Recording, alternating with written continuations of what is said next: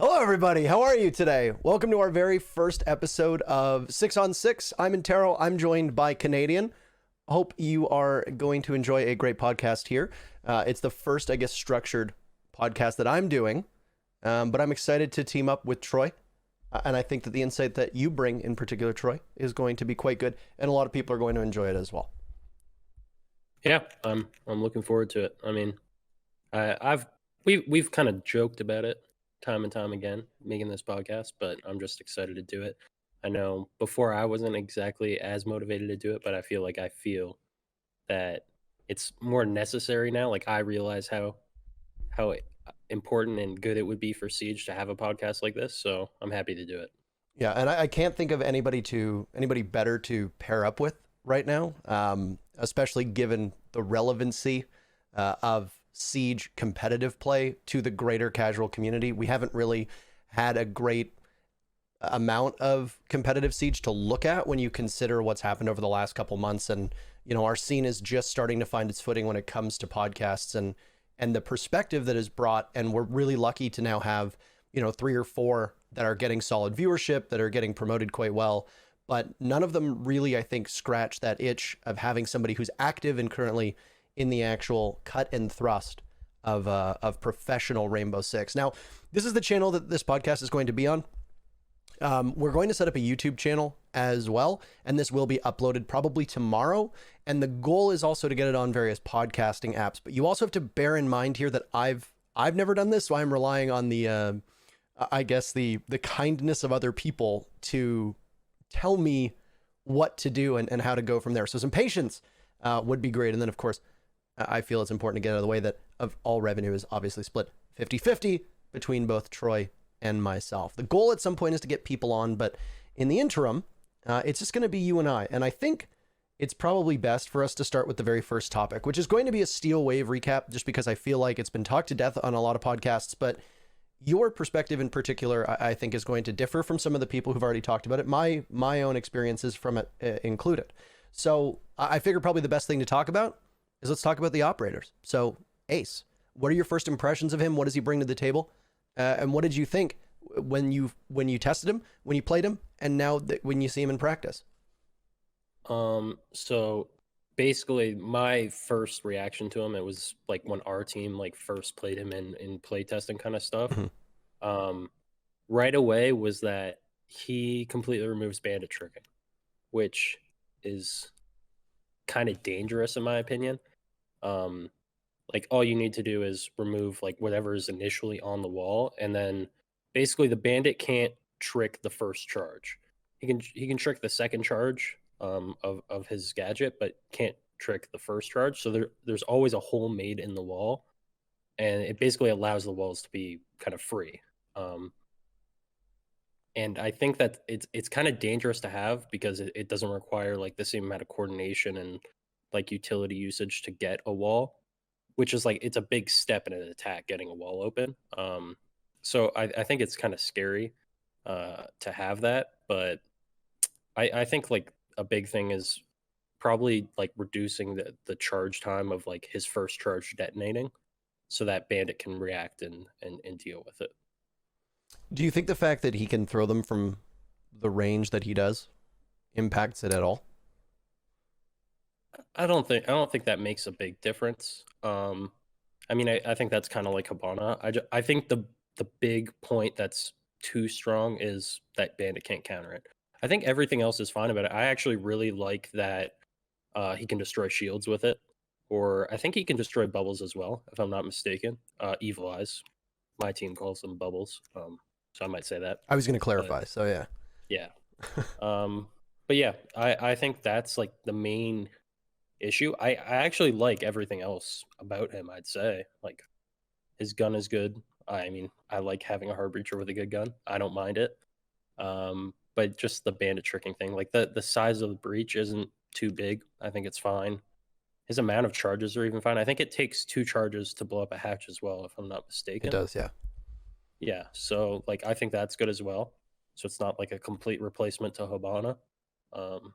But just the fact that it just basically completely deals with Bandit. Like I'm okay with Mav completely countering Bandit because Mav, like, you have to have like 2 to 3 people covering you to safely mav a wall, and then like you have to have soft breach afterwards to open the wall. So I think it's okay, like in Mav's case, but in Ace's case, like you just remove what's ever on the wall, you throw a charge at it, and then now you can get the wall for free. Like if you combine him with Thermite, it's pretty dangerous, I think. Now, if you didn't delay that first charge going on, for those that are going to be kind of, I guess, curious as to what that means, it means that when you throw, what Troy is basically saying is that when you throw his very first, I think they're called Selmas, is the official title for it. Yeah. When you throw the first Selma, it immediately drops and doesn't give enough time with the moment that it hits the panel. It doesn't really give enough time for Bandit to successfully Bandit trick it unless you're right there on the wall ready to put it down right away. If no change is made to the detonation time, like the very first detonation time, do you think that puts him in overpowered territory? Do you think he will fundamentally break the game? Do you think it's something where it's a preference that he gets changed, but overall it's not the end of the world if he stays the way he is now? That's hard to say because obviously, like, okay, I think it's probably preference, but I don't know for sure. Like there's some things that I've reacted to like in a negative way like that where it is preference, but there's also some where like it became a big problem. Like I remember I play tested Lion like long before he released, and I was like so against it for so long. We both play I tested him, actually, Yeah, if you remember. Yeah. yeah. I just not a fan. Not a fan. And like that turned out to be really bad. But like then, for example, like Callie, I will say it, like I had a big comment on Callie before she released, and a lot of people saw it. And I actually made that comment from what I experienced playtesting her, and I didn't know um about changes that happened to her until the release because like it looked the same to me. So I was really concerned about it. And it turned out she wasn't. Like she's fine. Honestly, like she's a bit too awkward to play. I think it's hard to find a sweet spot. That's something we can get to later. But I think with Ace, like it's probably a bit more preference. Like I think overall defending is a lot easier right now in the game just because of how much utility attackers have. So getting walls open easier, like, is a decent change. Like it gives a good advantage to attackers and like kind of evens things out a bit in that sense where like they can deal with something easier because like dealing with shields and evil eyes is so difficult to deal with. Um so I think it might balance it out a little bit in that sense, but I am worried that because the impact of like because it's with hard breach, like I think it might become too big of a problem. I'm not sure though. Like that's something we'll have to see how it plays out, if he'll be too overpowered or if I would just rather the game not play that way. Yeah, and Um, I mean it seems like with both of the two new operators, and Melusi we'll get into in a little bit, but the mhm. general consensus that I saw on Twitter and through chatter from pros is that the good news is that neither of them by design are too hard to fix. You know, it's not Mhm. like trying to fix Lion. You have to completely rework his No. gadget. A lot of people would say the same about Dokkaebi. If you want to rework her, you know, if you want to fix her, you're going to have to rework her gadget, etc. The good news is that for both Ace and Melusi, it seems like small tweaks would probably fix Yeah. them. And I mean, from a casting perspective and from a spectator perspective, and we might differ on this one, I'm actually totally okay with them radically flipping the meta and making it so that defenders are now at a disadvantage, because with the exception Yeah. of, I believe it was the yellow meta, which was like Lion, Glaz, Ying, that whole fun party that everybody lived through. Um, I'm, to the best of my knowledge, attackers have always trailed defenders in win rate in Pro League. That was the only season where we had a brief period of time where I think attackers were up like 52% in comparison to Mhm. defenders. So it'd be kind of nice actually to see that change happen. I don't know if Ace alone is going to do that, but what when you're talking about him paired with Thermite, is this particularly relevant on any maps? The first one that comes to my mind is obviously Clubhouse. Is there anything else where them working together essentially negates all the advantages that defenders have? Um, I mean, I think it can be a thing on like consulate as well. With the garage, I'd have to think about more maps for sure.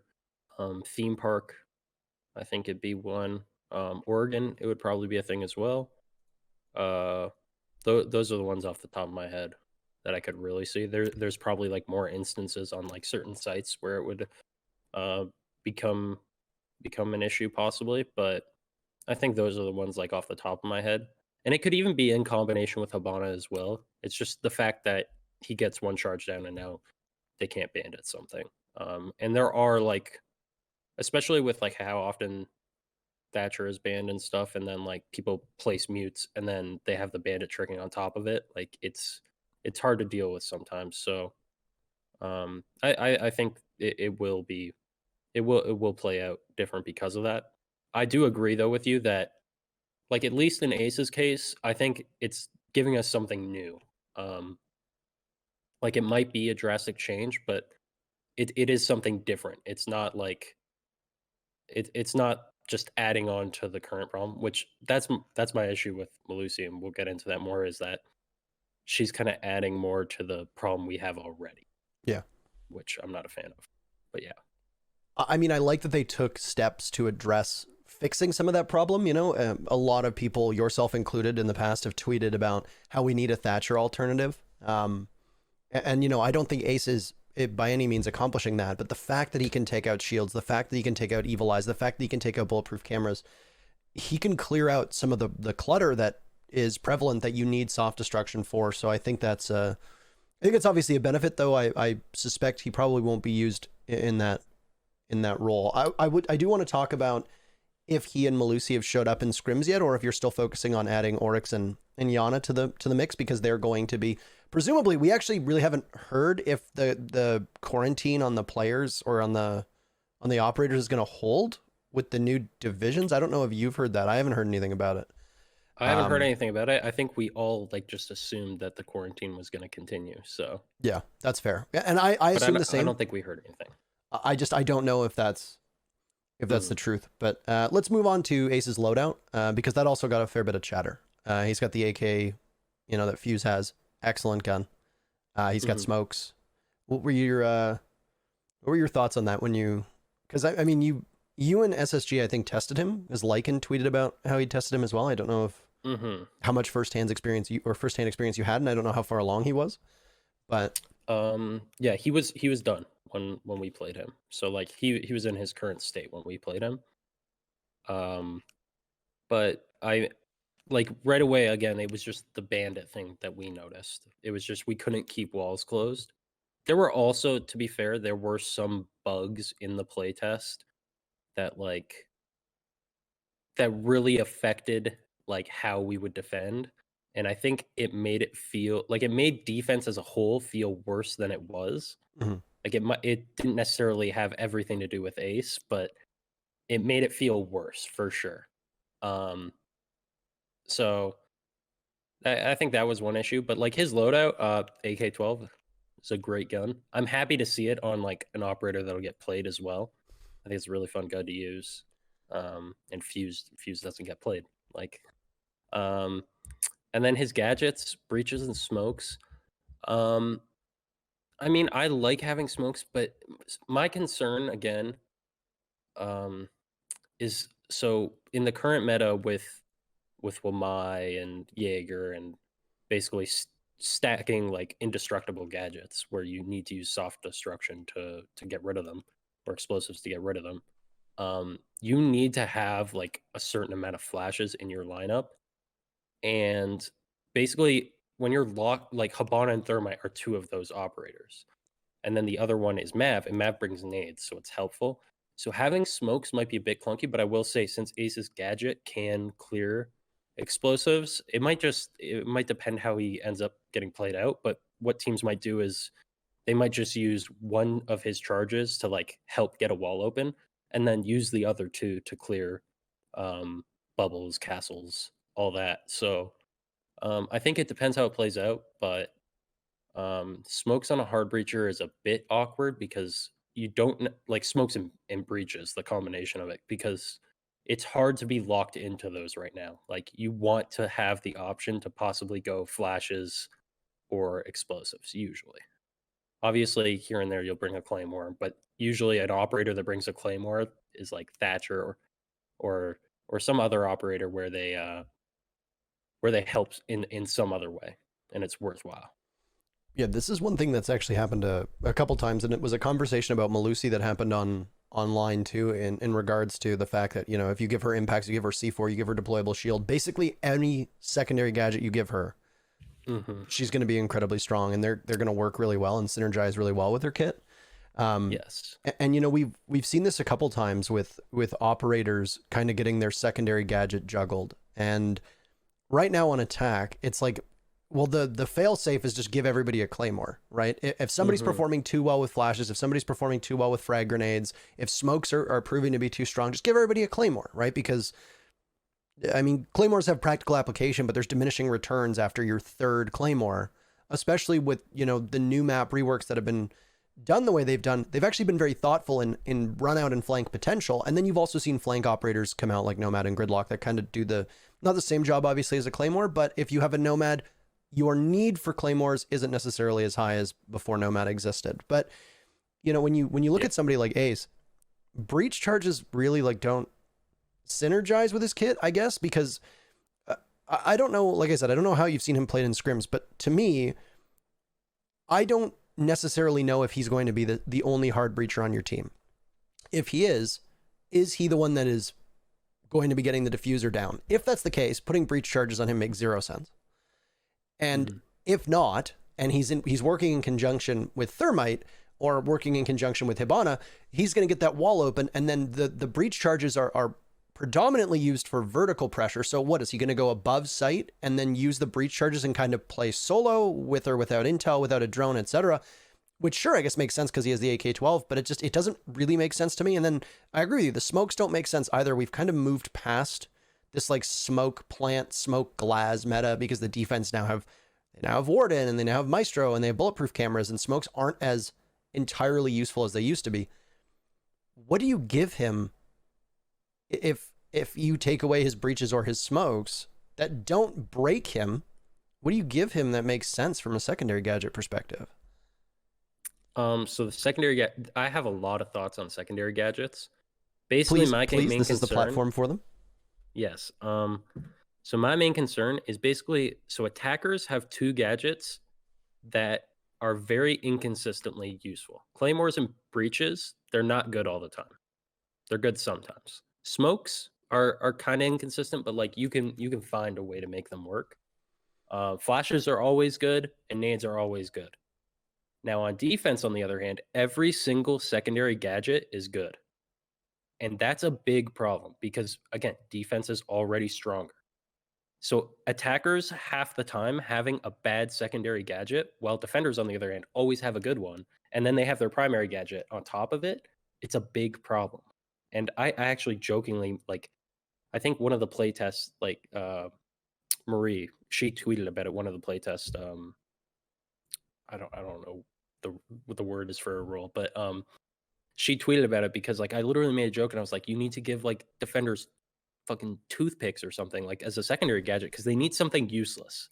Because when they have good, like when they have a good primary gadget, you need to give them something useless to make up for it. Because like you said, like if Melusi is bringing shields or impacts, like okay, now she's bringing 3 of her gadgets that she's putting down that are soaking up utility.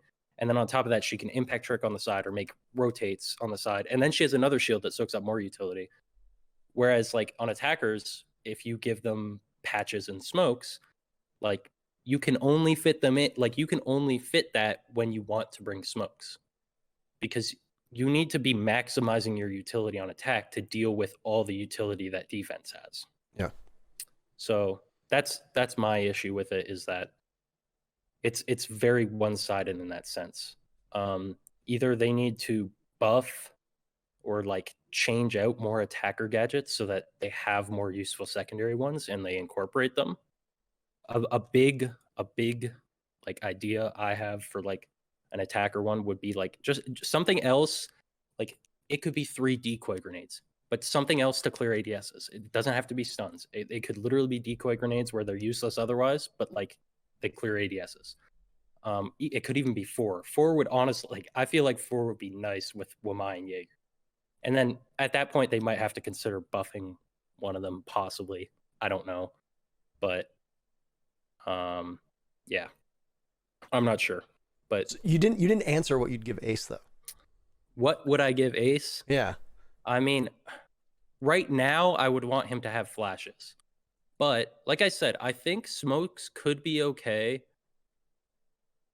if, like, depending on how often you have to use his primary gadget for actual walls. If you can use 2 of his primary gadget charges for soft destruction, then I think smokes will be okay. Like, I'm okay with attackers, like each attacker having like one useless gadget. Like some have patches sometimes and you don't use them. Yeah. Or you do in like some sites or something. But like I think smokes are fine. If I had to choose that side of smokes, it'd be flashes. I wouldn't give him a claymore. I think flashes and smokes would work well from, and this is obviously outside of Pro League, from like a casual and ranked perspective too, because I think that there are a lot of people in ranked who don't understand the value in smokes and don't know how to use them. I mean, I know you don't really play ranked all that much, but I'd imagine that a lot of people that are listening to this probably do, and a lot of the people that are watching probably do. And I've found at least that smokes really don't have much value in ranked, but in Pro League, I think their contribution to certain teams does soar. I like that you touched upon the fact that if you're going to bring smokes, you need to kind of work around the smokes that are being brought. You know, when you see a team roll out a gridlock, you see a team roll out, you know, a Doke if she had smokes on her, or, you know, when Glaz was really prevalent, or when Ying had smokes, teams would basically build an entire strat around maintaining a perimeter around the smokes and then using them in a very deliberate method. And the problem with that is, as I'm sure most people can easily see, is that when a smoke goes off, you know, 9 times out of 10, somebody's gonna be planting in it, and then there's a nitro cell waiting for them, or you just blindly pre-fire through it and then people are dead. So I think that flashes would work really well from a top level competitive play, but flashes are also almost never a bad choice as well for every level under that. And then if you keep smokes on him, yeah, you're right. It would have to be, do you use his gadget on that soft destruction? Are you using his gadget to clear other gadgets? Is he your primary hard breacher? What exact role is he going to have in the team composition? But you still have that option there for him, because breaches don't really synergize with his kit. Everybody already has claymores, you know. I guess Hibana doesn't. Technically, they took her claymore away, and they gave her breaches, which is just like, once again, it's I get it. They took her claymore away, but if you're not running flashes on Hibana, what are you doing, right? Yeah. So I agree with you, and I would like to see. I appreciate that they've experimented with the defender secondary gadgets. You know, they retooled the deployable shield, which I don't know if you agree with me on this. I don't think was necessary at all. I think it's made them way too strong. They added the bulletproof camera, and now they've added the proximity alarm. Where is that same spirit on attack, right? And it's not even that they haven't really changed on attack. It's that they haven't really, as you pointed out, they haven't really buffed anything on attack to correspond to that secondary rollout as well. Yes. That's the big problem, is that nothing on attack has been adjusted to help deal with it. Like, actually, the shield is too strong. The new deployable shield, it is too strong. But I like how it plays out. I like the idea of it. The problem is that it's too much on top of everything else, and there's too much to protect it. So like if they weren't on as many operators as they are, like the fact that it's on Smoke and Wamai is ridiculous. Like Smoke is like your go-to defender. He sets up your entire site. He is like almost always good. Like his gadget can just almost always be used. And he brings a shield, which is the strongest defender gadget, secondary gadget. And then Wamai brings it, and he's literally brought to protect shields. And he brings another shield. So now you're just like guaranteed 2 shields on like a basic lineup. Like you don't even have to like work to fit them in. That's what I feel is an issue. Like if you want to bring a shield, I feel like you should kind of go out of your way to bring one. It was crazy to me that as well that Wamai got the proximity alarm, which will be discussed later on. And they didn't take his shield. They took his barbed. Yes. Which I thought was very... I read that and I was like, wait, what? Yeah, I was surprised by that one as well. So last part that I want to get on Ace, you've kind of already said it. What's his place in the meta? And obviously, I'm not asking you to give up state secrets, but in scrims so far, are teams already trying to incorporate him, knowing that he could be around in 3 months. Once again, I do want everybody here to be very well aware. We don't actually know if he's going to be restricted along with Melusi. We assume, because that's the precedent that's been set, is that he'll be restricted for 3 months. We don't know if that's true. We just assume it is. Has he shown up? If he's shown up, what is he doing? If you don't have any firsthand experience with him, what do you theorize he's going to be doing when it comes to the meta? Who's he going to be replacing, and how is he going to fit within a team structure? So yeah, we don't scrim with him because like you said, we're assuming he's quarantined. Safe assumption. I don't know for sure. Like we might actually know if he is, or he might have been in. I have no idea. Yeah. But we think that he'll be quarantined, and that's like I think all pro teams are playing under that assumption. So like no, we haven't scrimmed with him. We did like a play test with him, and we actually did a play test against another pro team. So it was like kind of like a scrim. But like I think he'll be like a secondary hard breach. Like he's just kind of assisting the primary hard breach and getting walls open, and then he'll be kind of like a soft breach as well with his destruction to get rid of shields and bubbles. So yeah, I think teams will bring like double hard breach less off. Well, okay, they'll be bringing double hard breach, but like I feel like bringing ace as well wouldn't be like a true double hard breach because he won't always be used to like open up an additional wall. It'll be to help opening up the main wall or something. So it'll be ace with another hard breach. As often as that can be a thing, I think he will be banned a lot. Yeah, I think he'll be banned a lot. Alongside like Thatcher, or do you think he'll be taking the place of Thatcher bans? Because right now Thatcher is obviously dominating the attacker ban. So I think it'll be alongside Thatcher. Because right now, the way it works a lot of the time is Thatcher always gets banned. At least like how it is in NA. I know it's like that in Latin America. I don't know as much about Europe. Latin America was well ahead of the curve when it comes to that one. Yes. Yeah. But like Thatcher's like always banned. And then the secondary ban is usually like a map specific one where it's like on maps where Maverick is good, Maverick is banned. Maps where Nomad is good, Nomad is banned. On maps where Capitao is good, Capitao is banned. So it's like one of those. And I think Ace will be one of those bans where it's maps where he's good, he'll fit in as a ban. But I don't think it might reduce Thatcher's a bit more because there might be some maps where, like for example, I think Consulate Nomad is better than Thatcher. So and same with Capitao. So teams will ban like a combination of possibly like Nomad, Capitao, and Ace, and less of the Thatcher bans.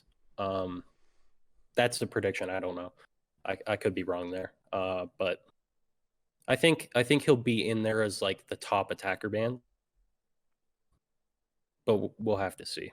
If he got that change that you talked about, where his gadget's first charge is detonated a little bit slower, which opens up the opportunity for teams to bandit trick with more reliability, do you see his potential for being banned to fall, or do you think it's just he's going to be banned because of the way his gadget functions and everything that he brings with him?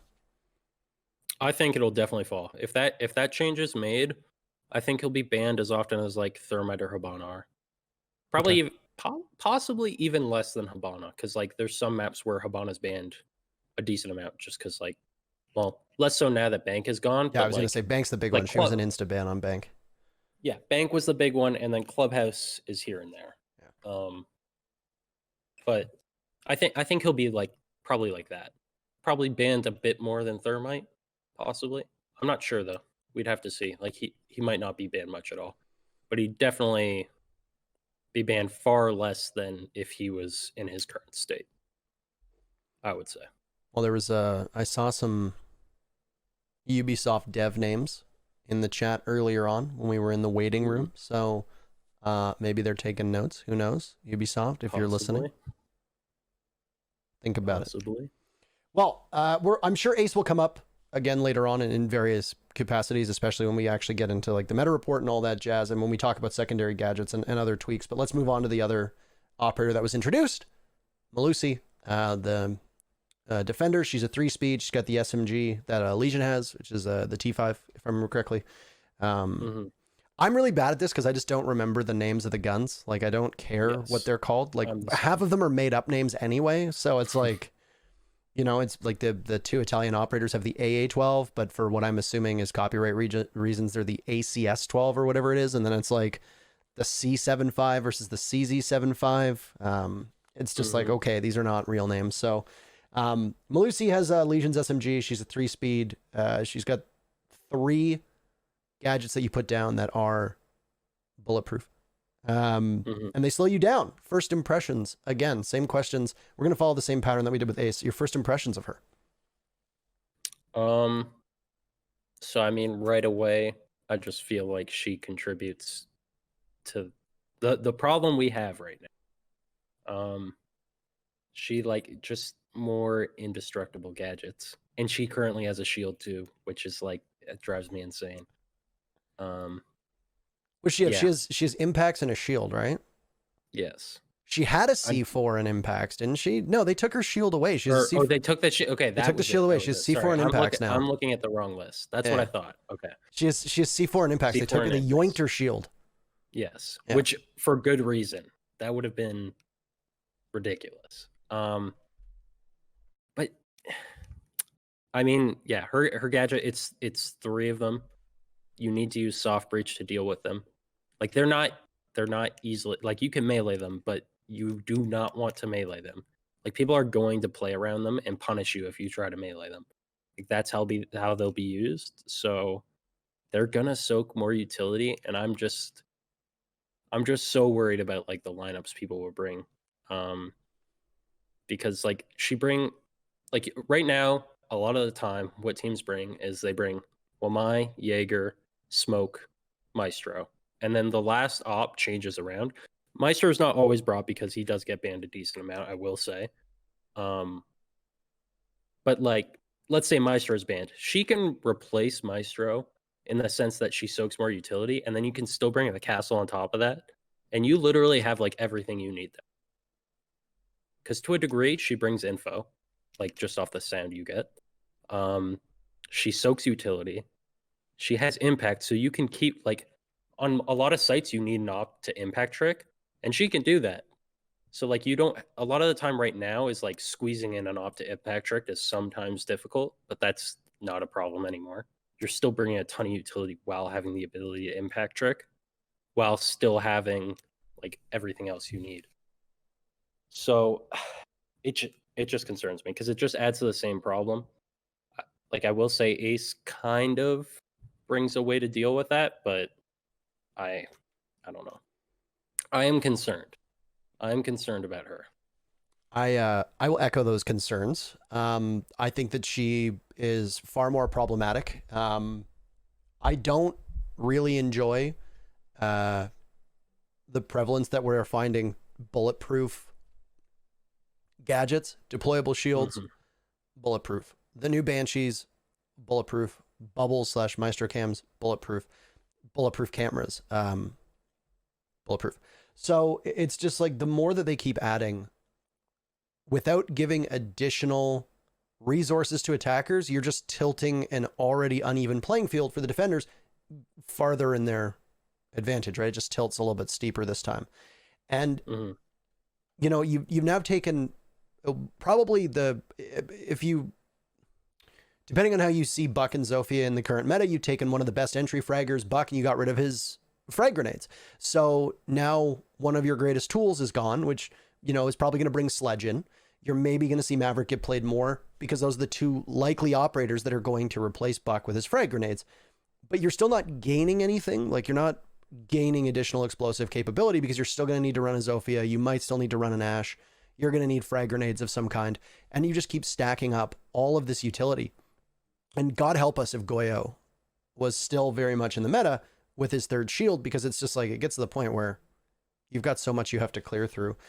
For me, my first impression of her was that I hate any kind of mechanic in FPS games that slow you or take your ability to move away. It's a massive pet peeve, man. I mean, we both came from Call of Duty. You remember those concussion grenades where it's like you couldn't move, you couldn't run, you couldn't turn your mouse, or you couldn't look. You just were basically a sitting duck. I don't know what it is with developers. They continuously add movement impairing abilities, be they your ability to run, be your ability to walk, whether you can prone, whether you can crouch, whether you can lean, whether you can look around quickly. You know, there's another change that we're going to get to with, you know, the old Zofia and Ella gadgets that prevented you from being able to turn appropriately. So you'd have to be yanking your mouse across your entire desk just to be able to turn an inch on the screen. I don't understand why developers continuously add that mechanic to FPS games, because every single time it happens, doesn't matter what game it is, every single time it happens, a developer goes, oh, we're going to add a CC, like a crowd control mechanic. And then the community hates it, and they vocally hate it. Everybody hates it. It's like one of those few things that actually unites like super casual to the most hardcore gamers in their hatred of this mechanic. And now it's like, you put it so correctly. People are going to camp these banshees. You can't go up to it and melee it.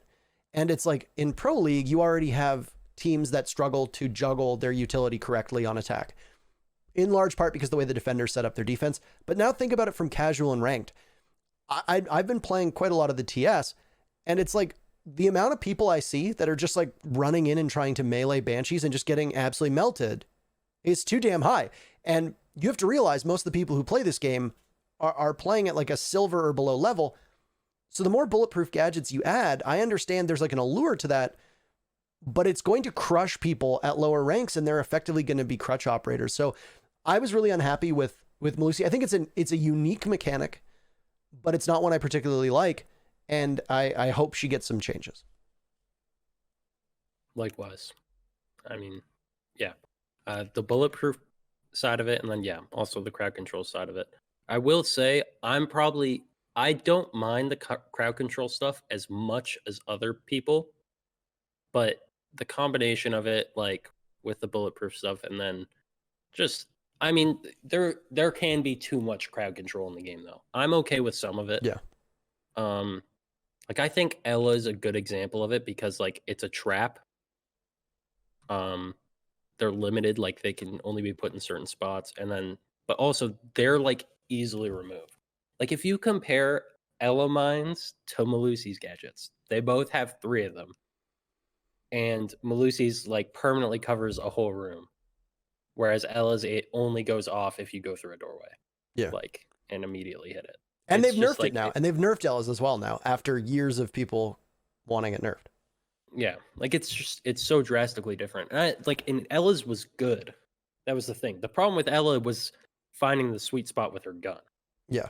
Like her gadget was always good. It was never bad. It was just that gun was so hard to balance.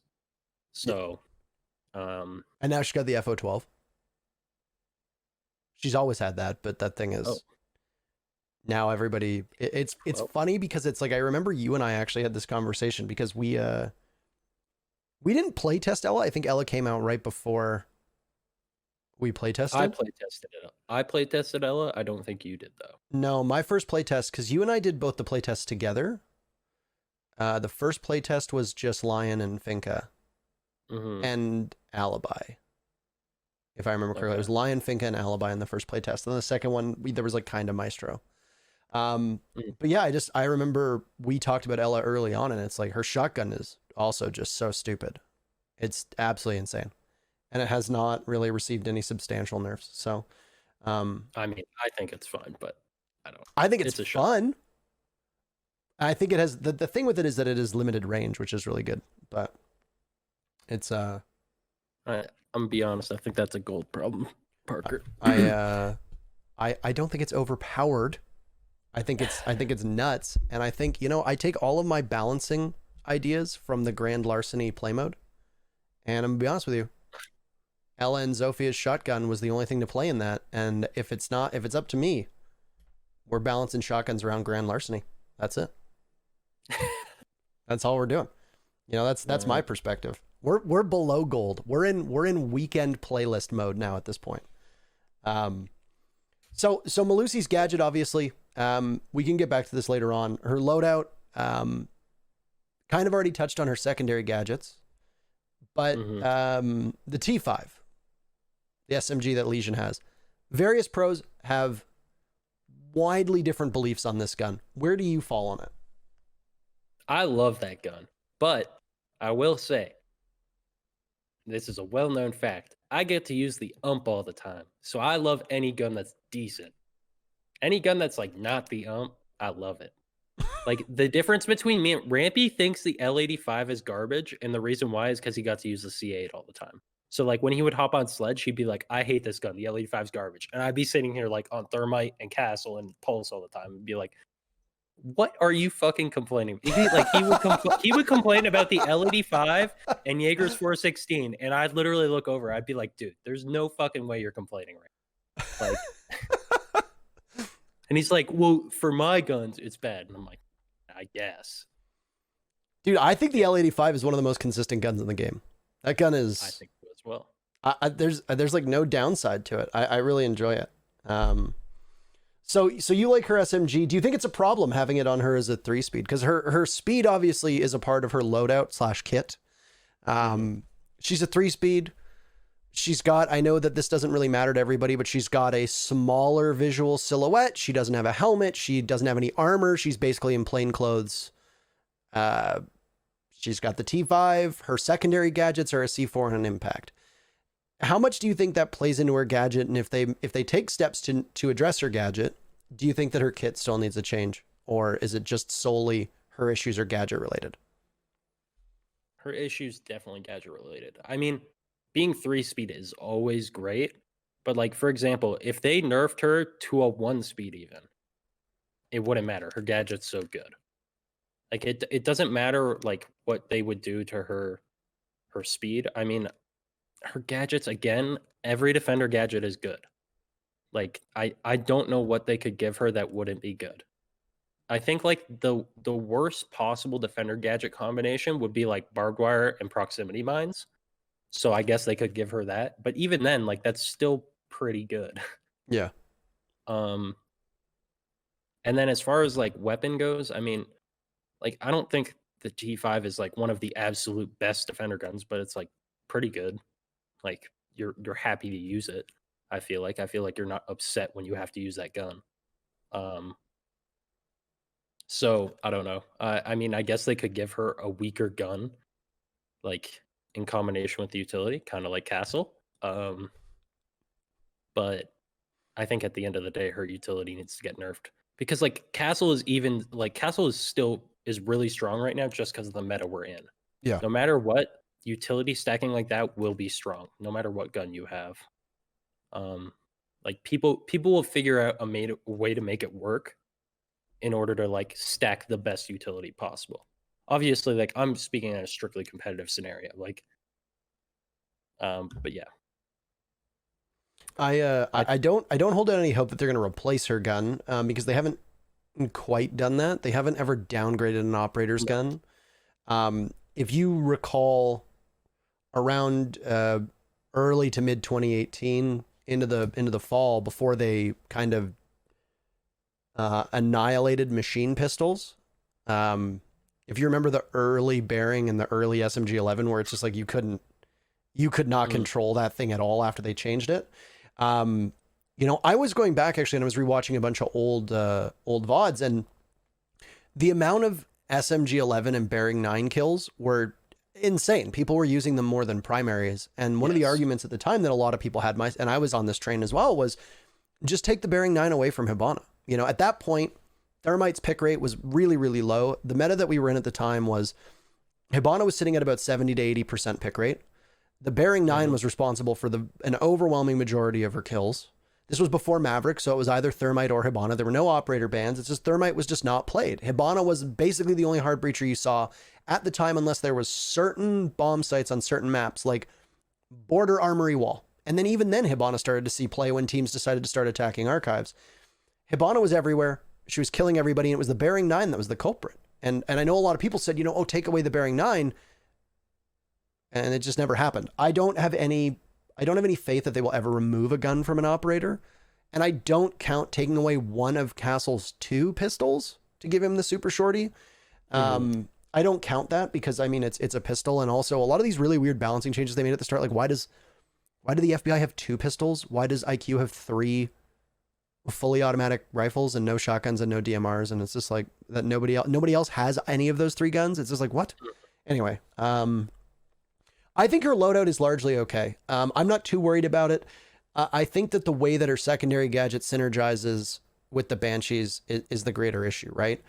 I think that giving her the proximity alarm doesn't really do anything because her gadgets kind of, act as a proximity alarm to begin with. So I think there's real diminishing returns on that one.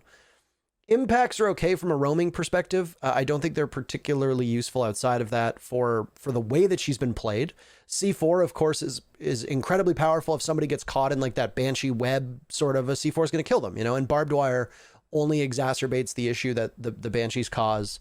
And then, of course, shields are a no-brainer. You put them down, you put a trap in front of them, you have to walk through a doorway and there's a Banshee in front of you and a deployable shield off in the corner and there's somebody sitting behind it. The fuck are you going to do, right? If you don't have explosives. So I think she's in a weird spot for secondary gadgets, but I don't think those gadgets have the same power if you toy with her loadout. Now, I've put forward a couple things that I think could possibly work to change it. I have no problem with them not being bulletproof. Just make it so you can shoot them. Hell, make it so you have to shoot them like 3 times like a frost trap. Perfect. But then the trade-off for that, I would say, is make it so she can throw them. Yes. Because if you're just going to put them down on the ground and you shoot it 3 times like a frost mat, they're not going to be that powerful. And honestly, with how much I hate the mechanic that she has, I'm fine with her being largely useless. But that's just that's a personal bias. But if she can throw them over a doorway and you can peek and shoot them 3 times and get out of there, there's still going to be somebody that's going to camp it. It's still going to be quite powerful. But if she can toss them and they have like health, like 30 damage or 3 bullets or whatever it is, just like Frost, I think that you make her more manageable and less frustrating to deal with. 100%. I mean, that's the thing is, if like I love that change because then they're only good in certain spots, and not every site has a spot where you're going to be able to use them well, because like they'll be easily shot or something, right? Yeah, they're not going to be protected easily. Whereas in their current state, you could literally put them anywhere, and no matter what, you're going to have to use utility on it. Like that's the current issue with it, is that you can use them anywhere, and they soak utility. So I like the idea of just making them like 3 shots to kill them.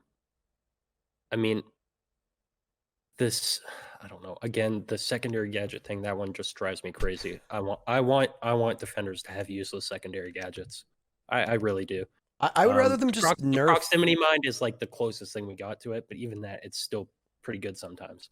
I'd rather them just nerf those proximity gadgets, or not just the proximity gadgets, nerf all of them. Like the thing is with barbed is that there's a lot of people who say that barbed is too weak right now, and say bring barbed back to the old way. Bring barbed back up to 3 melees. Bring it up. No, please no.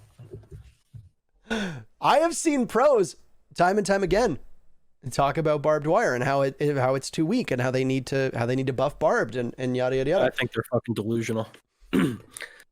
I mean, we all have our opinions. I know. I am largely ambivalent on the barbed wire discussion. I am far more focused on deployable shields and why that change was made. To me, that change did not need to be made at all. I don't know why it was, but it's frustrating. But I mean, no, Lycan's trying to piss me off, man. Oh my god. Sorry. That's fine. Back to you. Melusi's place in the meta. What do you think her role is going to be? Who's she going to replace? Are we going to see her if she remains untouched? Because let's just keep her with where she is right now. Are we going to see her played an awful lot? Where is she going to be played, etc.? If she is right, like how she is right now, she'll be played all the time. All the time. Yeah. I mean, she'll be played there in any situation. She'll just be played. When she'll get banned sometimes, probably. But even then, it's hard to fit in new defender bans because Mira's banned a lot, Meister's banned a lot, Echo's banned a lot, Valk's banned a lot.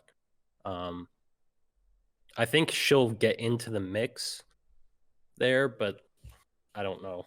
It's hard to say if she'll be banned more than any of them. I don't know yet, but she'll be picked. If she's up, she'll be picked all the time. You think all like every round? Just about. It'll be very high. Now, who? Okay, Is it- give me a theoretical lineup. Now, let's say bans stay the same. Let's say it's an Echo Mira ban. Jaeger, I know you're not gonna be Wamai, able to answer this because Smoke. you're gonna be like, well, what site is it? Blah blah blah. But give me No, a it doesn't matter. I got the 5. Let me go. okay. Jaeger, Wamai, Smoke, Maestro, and Melusi. Every round, all 5 of them. Smoke is taking the place of Mute because we've seen Mute actually supplant Smoke in the meta. I think that's changing a Okay. bit. I think he's still very good. I think he'll still be played a lot. But I think so. Invitational, Wamai wasn't a thing. Right. Then we played one split with Wamai, and that was with teams figuring out Wamai.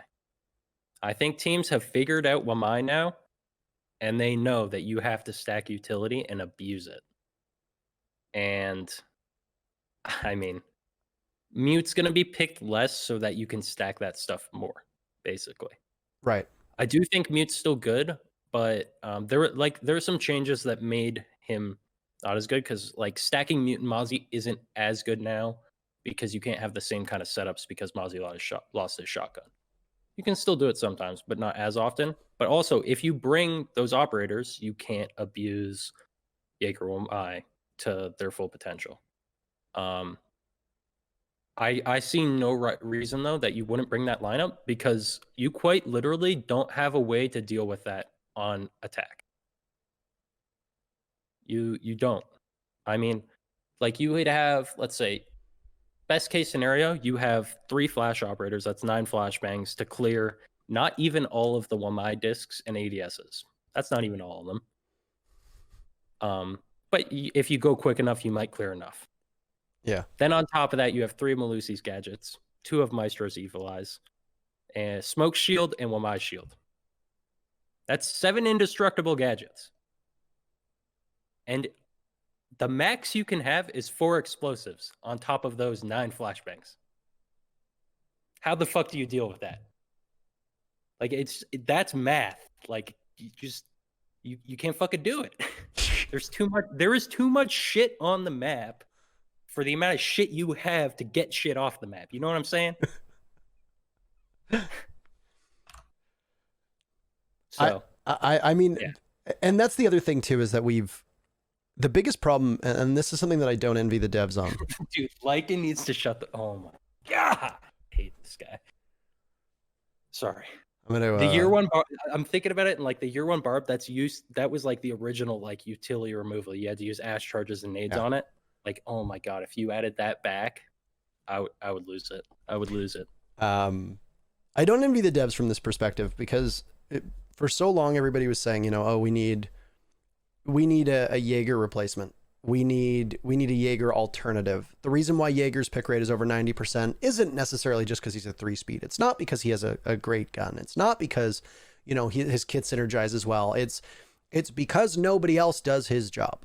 And then the devs are like, okay, good point. We want to diversify by bringing different ways for people to do that so that if Jaeger gets banned, or you don't need to play Jaeger all the time. But then the problem that happens, and this happens in every single game, is that they just get stacked together. And I was actually a little surprised that Wamai and Jaeger weren't being run in tandem as quickly as they did. It took an entire season for it to happen. But I was like, historically in every single game where they double up, the devs will release something, an operator, a hero, a champion, character, whatever, that has the same abilities as somebody else. They always get used together. So I'm just thinking to myself, like, at what point are they going to realize, like, hey, if Thatcher's banned and we put 2 ADSs and 2 Wamai discs on this door, there's no way they're getting through this. Like, and I guess it took teams a little while.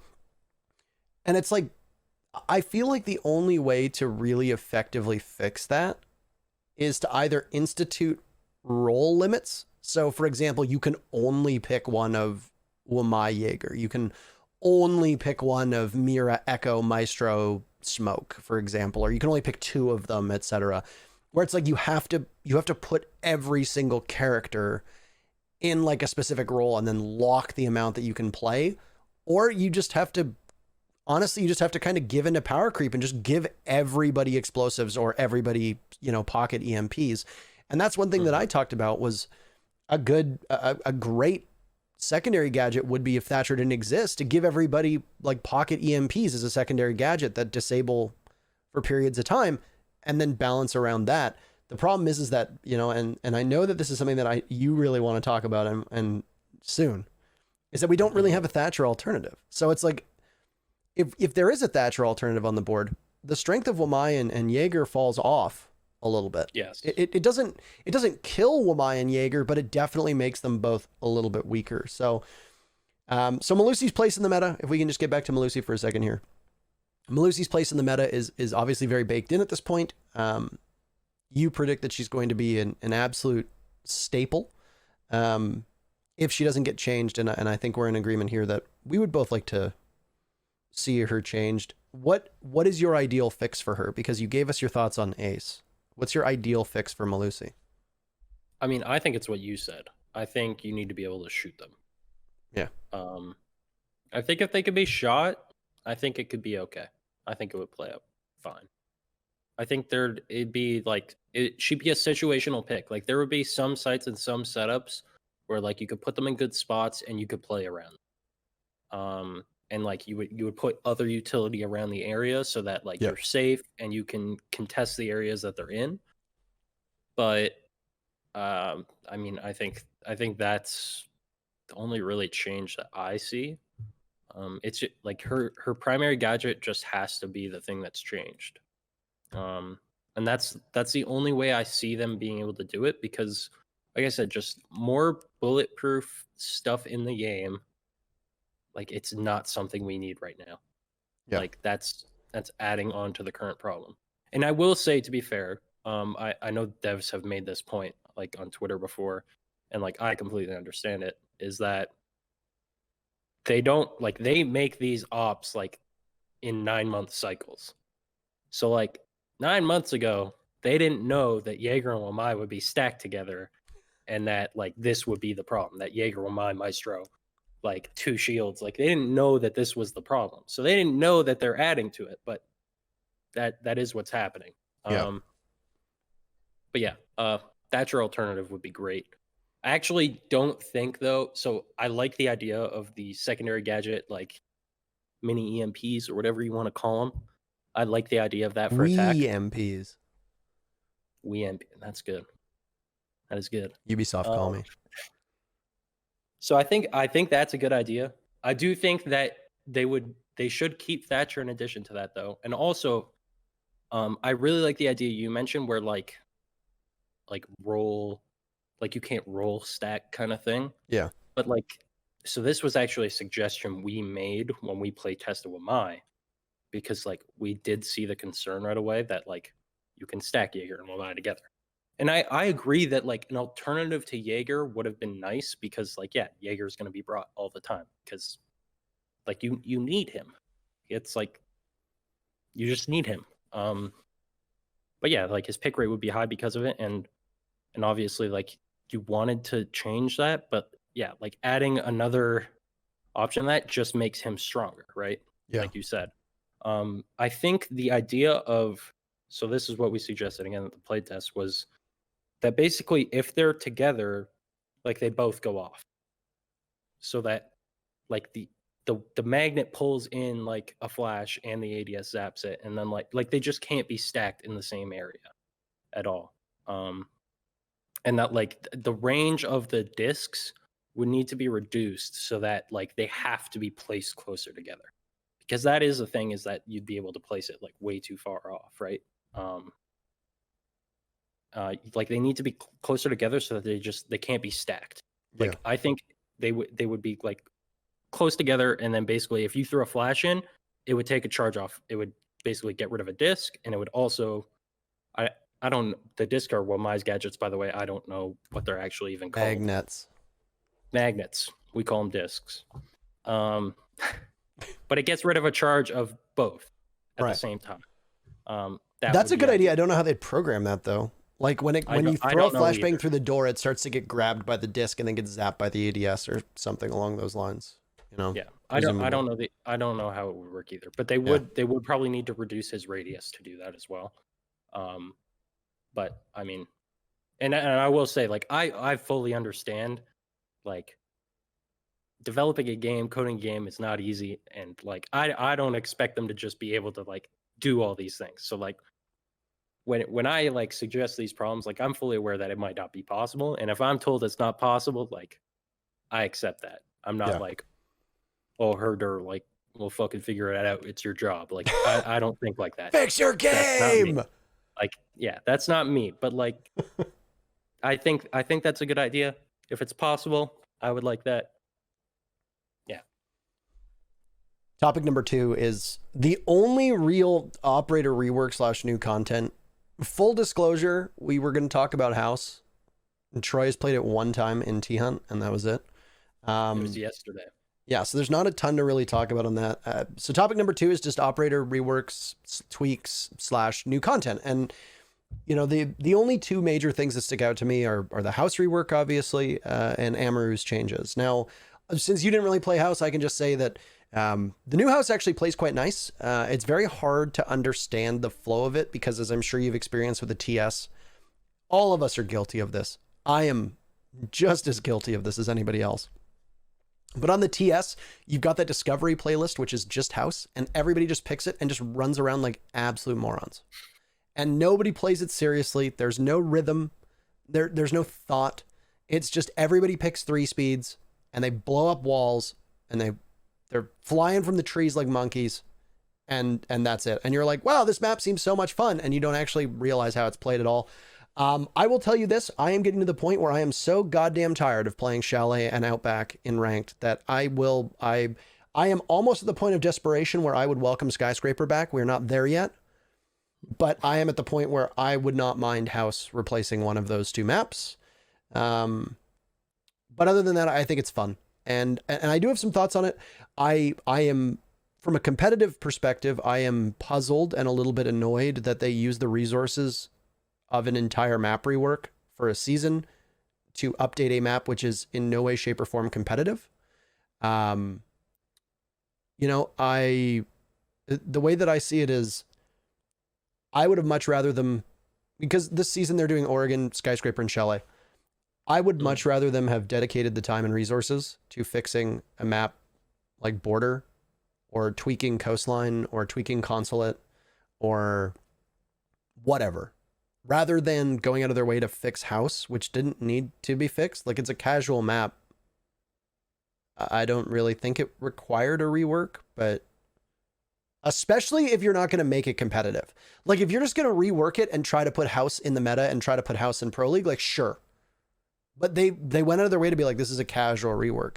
And to me, from a competitive perspective, it does annoy me that resources were dedicated towards a segment of the casual community where it's like, you're going to have a bunch of people spawn peek and running around in quick match in House, and that's the extent of your rework.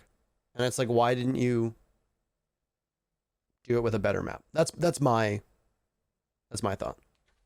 You would think I'd be like entirely in agreement with you. I actually don't mind. I mean, I wouldn't like, I'm not complaining if they do dedicate more time and resources to competitive ones, but I will say that I don't want changes to happen too often to competitive maps. Right.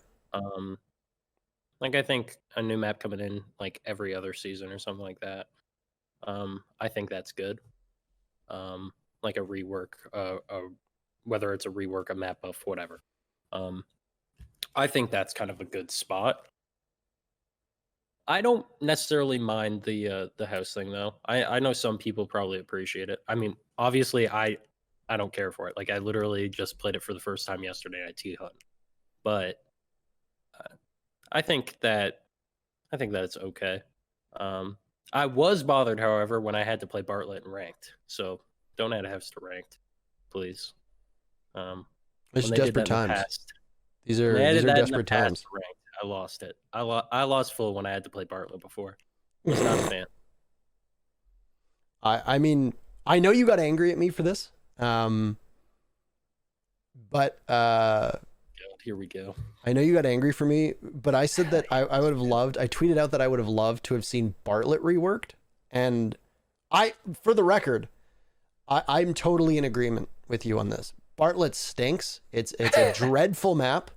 It is a map that your ire for why it is in this game can be entirely directed towards the Reddit community that continuously complained about how this map that was in like Article 5 or Article 7 or whatever the hell it's called, the last game mode in Terrorist Hunt, Article 12. I have no idea what it's called. But everybody's like, Bartlett's so great, blah, blah, blah, it should be in the game. And it's like, I'll be honest with you, like the idea of revisiting like a nice old university building in, you know, in that setting is missing from a lot of games, obviously for like political and optic reasons. Like you don't necessarily want a backdrop to a violent shooting game about terrorism involving a university. Usually, you know, that's a given, but, I think it's a really cool and unique setting. And I thought that the aesthetic of the map was really nice. And I honestly don't hate the idea behind Bartlett. I think you can obviously design like a manor big enough and fix some of the issues. But at the end of the day, you know, I hated Bartlett on that one, but I tweeted that I would have liked to have seen it possibly reworked competitively. Also, we can get into this in a second, but TSM has just announced that Chala has officially joined the team. So if you want, we can add that to the agenda later. I was not aware that was going to be announced today. But anyway, that's House in a nutshell. Let's talk about Amaru. So have you had a chance to try Amaru at all? The new Amaru, of course. Not much, like a little bit. And we've like, on our team, we've like theorized about her a bit. I've thought about it a bit. I mean, I think she has potential. I think at the end of the day, basically at the end of the day right now, if the operator doesn't deal with utility or if they're not a hard breacher, it's a risk bringing them, basically. Seriously, it's kind of like that right now. Yeah, it's a liability. It's an unfortunate place to be in right now, but that's how it is. But there's probably some sites where like you could make plays with her and like some like one-off strats, right? Where like kind of like a quick rush, smoke execute kind of stuff, like where you can pull something off with her if you like know where the site is and you're going to be able to use it. Yeah. But there's a lot more potential to use her. I do think she's good in some situations. And also she has like the best attacker gun in the game right now. The G8's the new F2. I've been preaching it. It's the power weapon. Yeah. G2 angled grip plus SMG 11 with flash hider as a secondary, it absolutely claps. And I will say this, obviously my experience on her is entirely based in quick match and ranked on the TS, of which they are a very poor substitute for real experience, because of the level of play, because of the spirit in which people play on the test server, etc. But I will tell you this, I feel like she is now usable. I know a lot of people will disagree with me, but she was garbage previously. Like if you wanted to go up hatches and have any soft destruction, like her harpoon gun didn't do it. So you had to either bring the secondary shotgun, which is the Mira Jackal shotgun, which is atrocious, or you have to bring the Supernova, which is a fine shotgun. It's actually quite a powerful shotgun, but she's got the G8.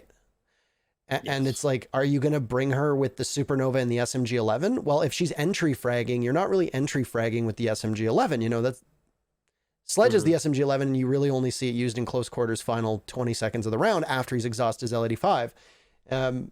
You know, just because it's not an entry frag weapon, especially when you know she has access to a significantly better gun, which you are calling the new F2. I'm going to say this. I don't really care if she's usable in ranked. Or in pro league / professional play, because we need to work out of our habit of calling it pro league because it's not pro league anymore. I don't really care if she's not going to be applicable for, you know, the US, EU, APAC, LATAM divisions. I don't really care if she's seen in the top level play. I think there is a perfectly fine role for lots of operators that are just a really good time. And I honestly, you know, Cab's one of those operators. She's not useful at all outside of ranked. She's a lot of fun. Pulling off an interrogation against people is a great time. Amaru is an awful lot of fun. Nook, I'm having a lot of fun with Nook as well. You know, and there's nothing wrong with that, in my opinion. There's nothing wrong with having that. The problem is that as they start to add more of these operators, the main criticism towards ranked right now is that it is an all-out, you know, frag fest. There's no strategy. There's no real utility that's needed. You talk about how, oh, you'd never see Amaru because she doesn't bring utility and she's a liability. Yet you see Lion and Blackbeard and Ash and Twitch and Zoph all the time In ranked, in yes. ranked, because people bring fraggers in ranked. And the problem is that you're going to get into what we're already starting to see, which is that ranked doesn't mirror top level competitive play. No. And by making Amaru as fun as she is, all you're doing is now making it so that you as a teammate are likely going to have somebody on your team forego a Sledge, forego a Thatcher, forego a Capitao, a Nomad, a Hibana, and instead just play Amaru and repel into their death. So that's the only real pitfall I see with it. But outside of that, I think she's a blast. And I've been having an awful lot of fun with her, and I don't think every change needs to be designed specifically for the top level. No, I completely agree with that. I guess whenever like I react to a change like that, my initial reaction is always going to be, how does it affect competitive? Yeah. I completely agree, though. I think she's a lot of fun. When I do play ranked, like I actually play her a lot because the G8 is so fun to use, and her ability is fun to use. And I actually like used to play her before, and she wasn't even that good before. I would only do it on certain maps, like Coastline and Cafe were like the only two maps where like she was pretty good on before, and it was because just to get to the roof quick. So that was about it. But now she's like, there's options on every map for sure. So I think she's pretty good now, like for ranked for sure. And I think it's a lot of fun, like you said. Nook's an example of that. Amaru now, Cav.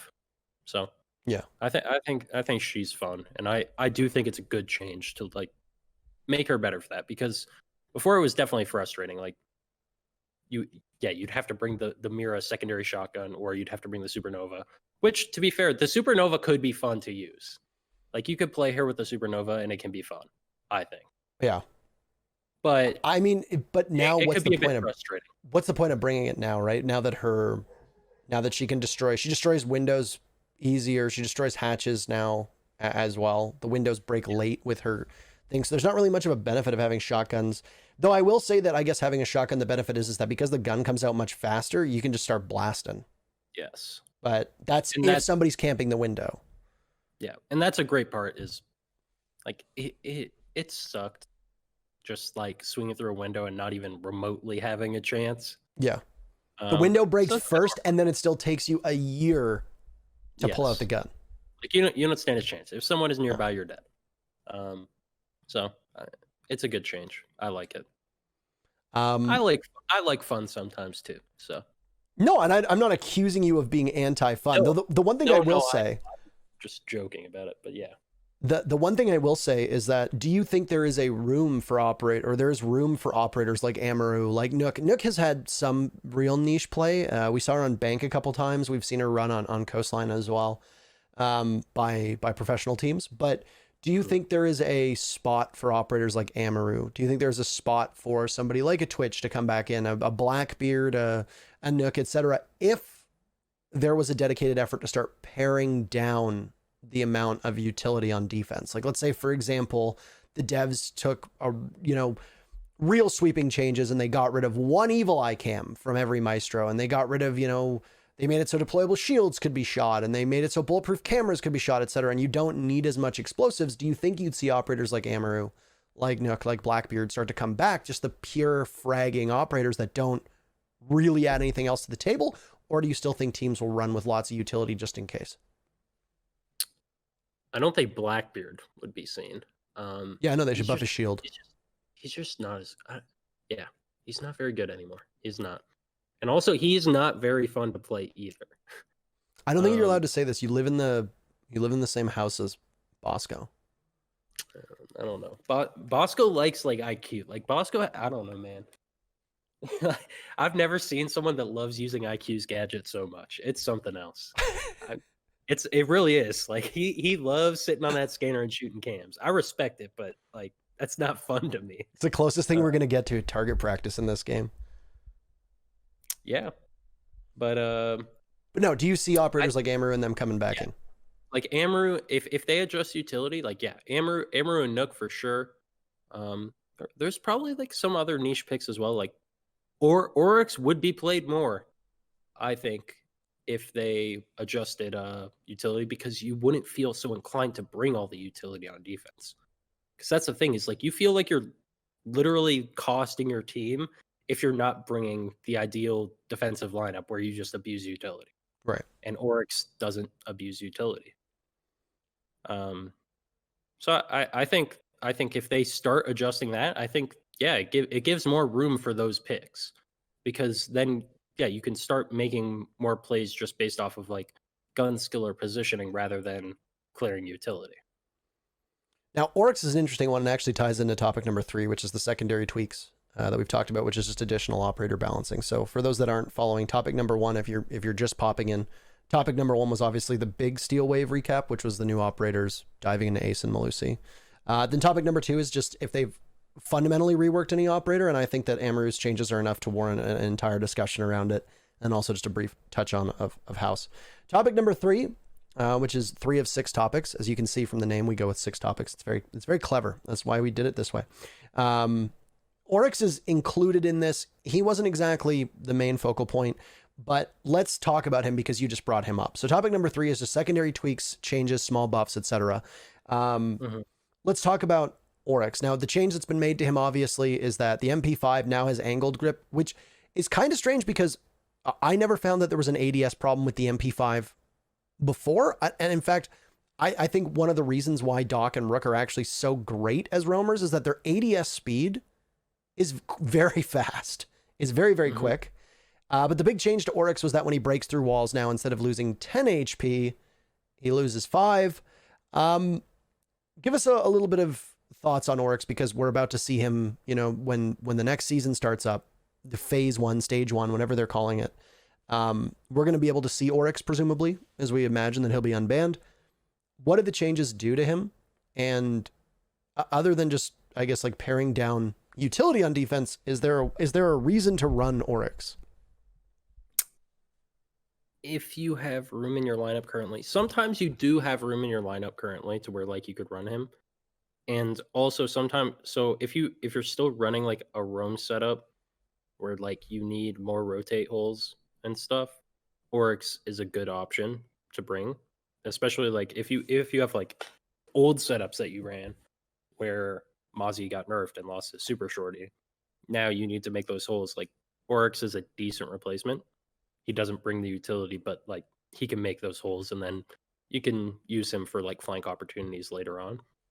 I think there's some maps where he has a lot of potential to make those plays that he's kind of made to make.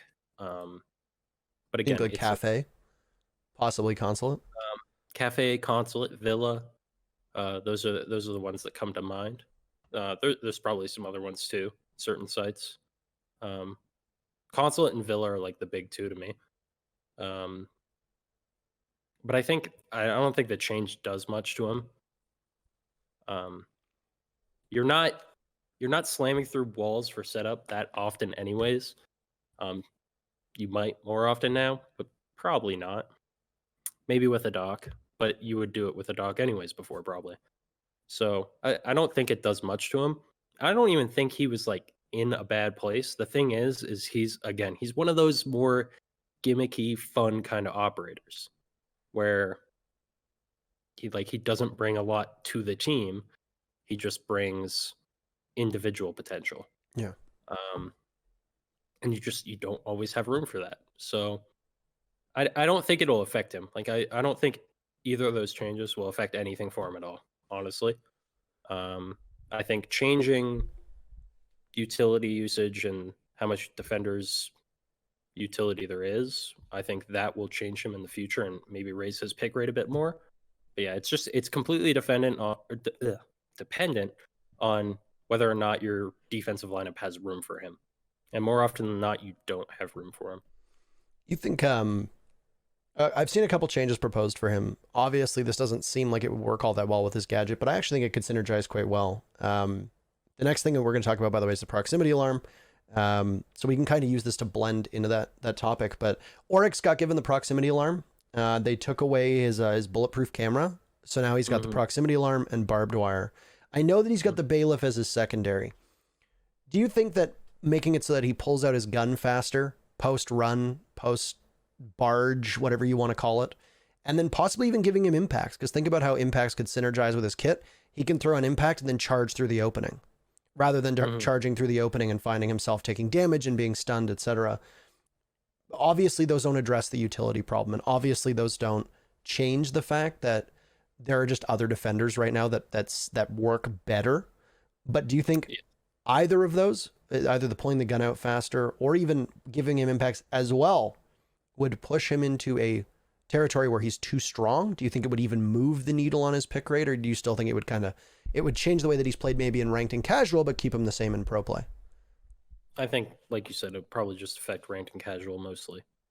I don't think it would change much in pro play. Right. That's my take. Some other pros might have different opinions, but like with how my team sees the game, how I see the game, I don't think that would affect it. But like, I said earlier, the worst secondary gadget combination on defense is proximity mine and barbed wire, and that's what he has. And I think that's ridiculous that he has that, considering he's an operator that doesn't bring utility. Like that's his whole thing. He doesn't bring utility. And then his secondary gadget isn't any utility. But then like there's people like Wamai with shields. Why does Wamai have a shield? Anyways. So let's focus on the proximity alarm then. So it's a new secondary gadget for those that are completely unaware. Let's assume that you've lived under a rock here and nobody has bothered to follow through. You and I actually play tested it at the very first play test we did, if you recall.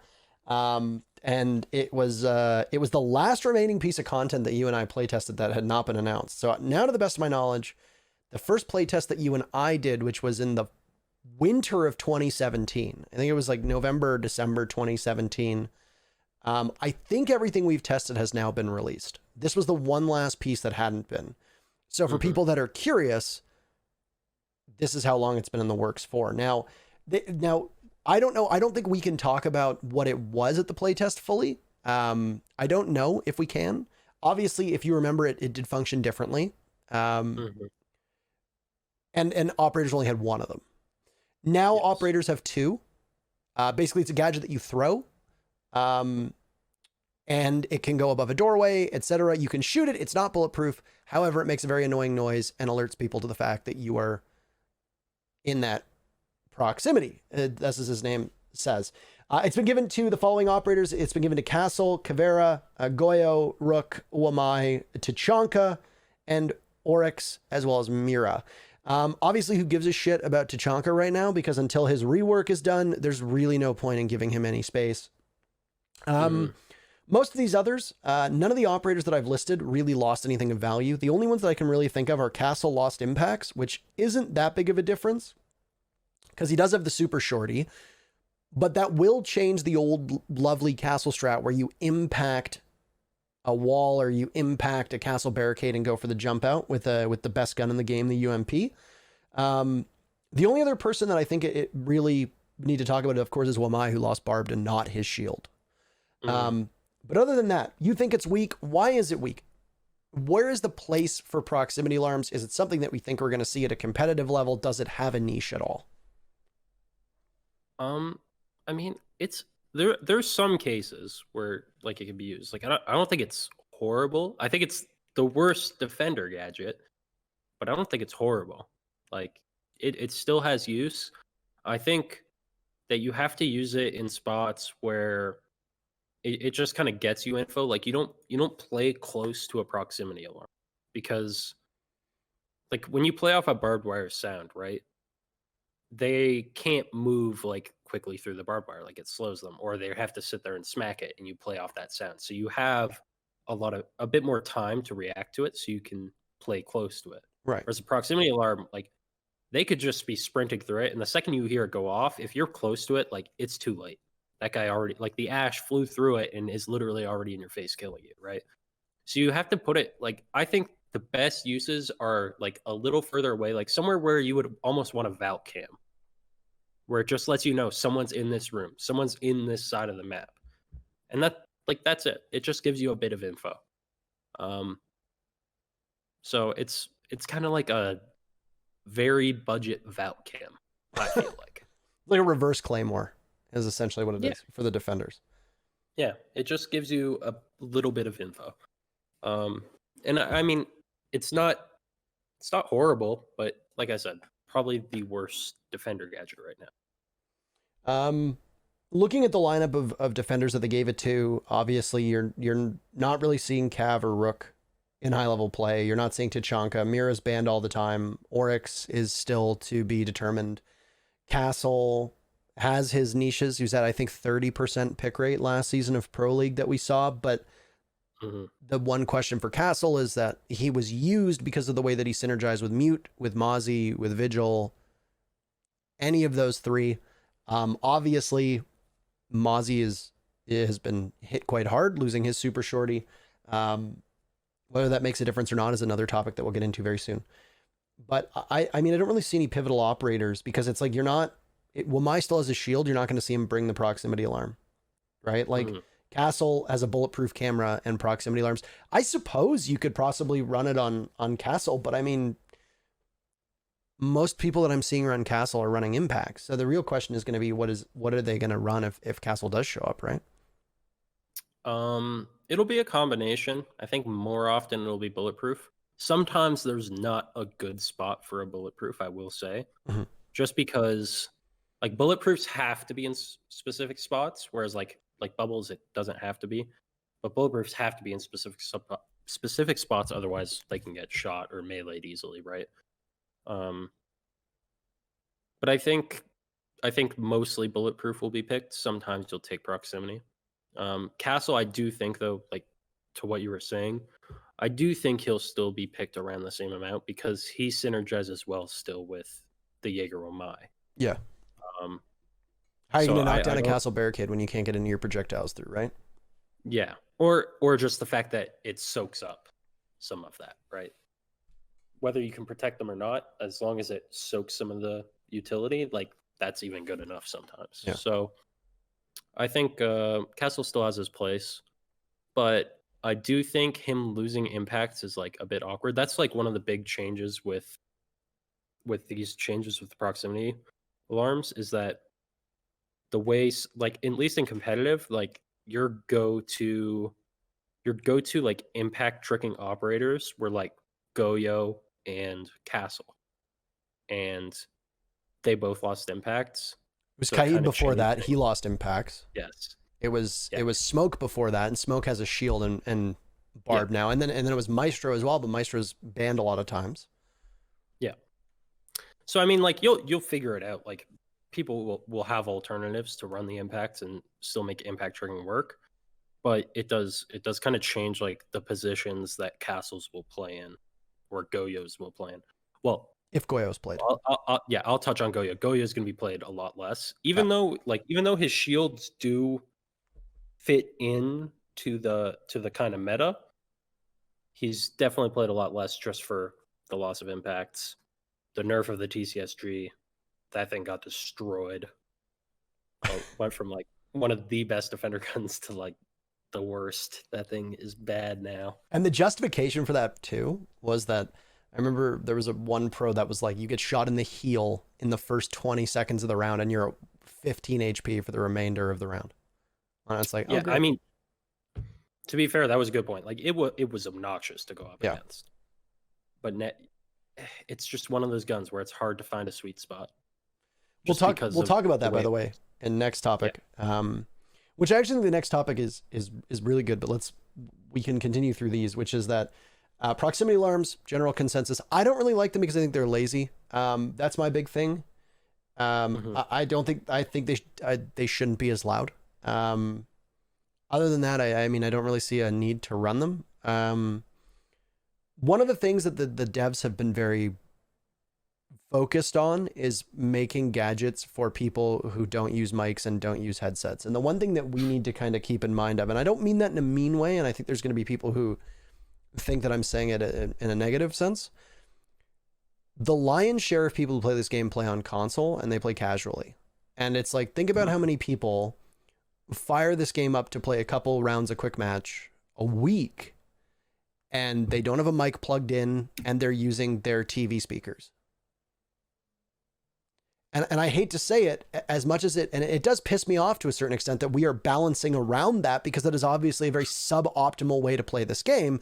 And I don't think a game should even consider that to a certain extent at all. In no universe should we be considering that.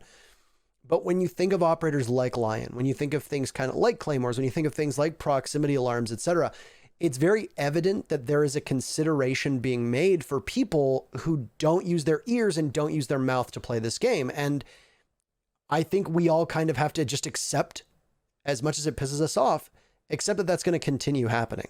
There will continue to be mechanics that are made for people who don't own a headset or don't own a mic or don't want to use their microphone or don't want to use their headphones. And it's like, could you imagine playing Rainbow Six on a set of like TV speaker? Like, let's say you buy like a Vizio off of the internet and it's like, they don't have good speakers to begin with. You're sitting 10 feet away. You have no mic. Not like the mics are good quality anyway. And you literally just hear somebody like, and like, that's it. That's all you hear on your couch. And it's like, what do you mean he was flanking me? I didn't know. When in reality, it's like you get like a proximity alarm, and it's like, now you can play selfishly. You can throw it there, and it's like, now you know that there's something there. Cool. That kind of mitigates that issue. So that's what I think this type of gadget is catering towards. And like I said, I know that it's an uncomfortable position for a lot of PC players, which we are. But there are a lot of people who play on console that just, they don't communicate and they don't work together and they just play on their own, or maybe they're in party chat and they're not paying attention to the game, etc. And it's like, these kind of gadgets are for them. That's their audience. But the next one that is probably the most relevant, let's start off with Kali. So Kali, her lance explosion, the timer is decreased, so it goes off faster now. So when you shoot her lance, instead of it taking 2.5 seconds to do the drilling and then blow up, it's 1.5 seconds. I don't know if you've tested on the TS. I know it doesn't seem like that big of a difference, but boy, does it make a difference. And then additionally, her reduced recoil after each shot of her sniper rifle. The climb is less. So she shoots and then it centers a lot faster. And then they replaced her pistol with Clash's SMG, which is actually just a stupidly good SMG. How much do you think these changes affect Kali? Are they targeting her, or Kali? Are they targeting her in the right spots? And if so, do they go far enough to make her a viable Thatcher alternative? Kali is a very difficult operator to balance, just because, like, the gun, like, it's so hard to find the sweet spot between being overpowered and underpowered, basically. Like, it's very hard to find the middle ground. I don't even know if there is a middle ground. I almost believe that there isn't. You think she's just never going to be? Well, she might. They might buff her to where she's picked all the time. Yeah. But you think she's either really good or really bad? There's no... I think so. As long as she has that bolt action sniper, I think so. Right.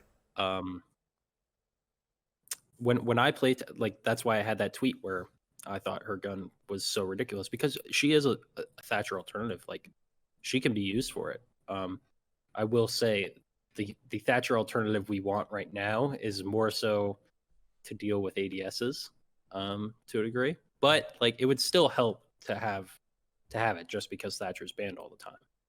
And her gadget is nice to get rid of shields and stuff. But the thing is like, you're putting someone on that operator right now is like, it's a liability. It is. Like, you're handicapping that player, basically, because it's so hard to fight people in this game right now with that kind of gun, with just how fast people peek you and pre-fire you, and it feels very clunky, and you just kind of handicap yourself. But when I play tested her before, like, it was ridiculous. She would walk around the map and just drop people. So it's very, and like, you would quick scope people. You really would. Like, it was ridiculous. So it is very hard to find that middle ground. And I think just as long as she has that gun, that's how it will be, I think. I guess the secondary pistol might make that a bit better. I haven't seen her being used yet, but I have a little bit, but like not as often as you would like to see, I guess. LATAM used her a couple times towards the end of the season, especially on Villa. She They was did. really prominent on Villa. They did. But yeah, I don't know how good it is. Villa, I could see why, just like to play down the long haul, because that's a decent spot you could play it. It's like just looking down 90, Yeah. basically. Or like just in the master door looking through the statue or something. Those are like decent spots to play her. And then obviously, like if Bank stayed in Pro League, she would have been good on Bank. So like in the cases where you can make that gun work, she is good. Like her utility is good. But it's just that gun isn't always good. You think she has a different uses on land versus online? You know, that old saying where it's like you can't jiggle peek on land without getting punished for it. You think she's an operator that sees an increase in play when it comes to lower latency, lower peekers advantage, etc. that land brings? And if so, then the question would be, the only LAN league that we're about to see, at least that I know of, is the US division. Is that going to be the testing grounds for her? I mean, that's definitely possible, because when we play tested her, it was on LAN. Yep. And I'm telling you, when we play tested her, like she was ridiculous. We were all scared of her. Your tweet was like, she's hands down that's the stupidest gun I've ever seen, blah, or something along those lines. And it was. I didn't know they nerfed it. Right. They did nerf it though from when I play tested it. I think it was like the scope speed was significantly reduced. The time between shots and the recoil, like all of that was changed. I'm pretty sure. Yeah, the recoil's been reduced yet again. Now, that was one of the changes. But I will say, there is a solid chance it can be used on LAN, and I will also say giving her Clash's SMG pistol is good, because you don't want to have to use the CZ75 all the time. Get your jokes in, chat, for that one. No comment. There is some theory. There is a theory to that, because when we spoke with Nip, they were running Goyo and Kaid on most maps together, running the TCSG. And when I spoke with them, they even said it's a lot easier to land your shots with it on LAN. Yeah. There's like this weird belief with the TCSG where it's like if you have an ACOG on it, your shots just don't go anywhere. They just do not land. But if you run a holo on it, it actually starts working. And when I talked to the NIP guys at SI, they basically said that, getting jiggle peeked by an Ash on LAN, you're getting turned inside out. Like you miss your first shot, that's it. It's over. But if somebody's peeking you on LAN and you've got the TCSG, then obviously things are going to go quite well, and that's a big part of it. So I do wonder if we're going to see her in that position. Now the problem is that a lot of people have said, get rid of the sniper and give her something else. But I mean, that's her identity, right? And I would actually like to have a sniper in Rainbow Six, like the idea behind it. Like obviously Glaz spectacularly failed in that regard, and they've changed him now to the point where his identity as, this long range menace no longer exists. And I think that's fine having her, but I mean, as long as one shot headshot mechanics remain, fire rate is always going to be king. Always. The more opportunities you have to hit the head, the better. And it's, I don't know. They made it originally so it was like if you hit anywhere on the body, it was a down, but then they changed it. So if you hit below the waist, it's 75 damage and not a down now. I do wonder what reverting that would do. I don't know if that would make a change for top level play. I think that would probably only really do much for the lower levels. But I agree though. Like I like the idea of having like an op with that identity of being like a sniper, a bolt action sniper op. Like I think that's okay. Yeah. My gripe with it is that she is also the Thatcher alternative for us. Yes, they're both together. Yes. And like it's dangerous because like you see how good Thatcher is. So you cannot have her having like a very good gun while being a Thatcher alternative. Yeah, Like, that's that could be very bad.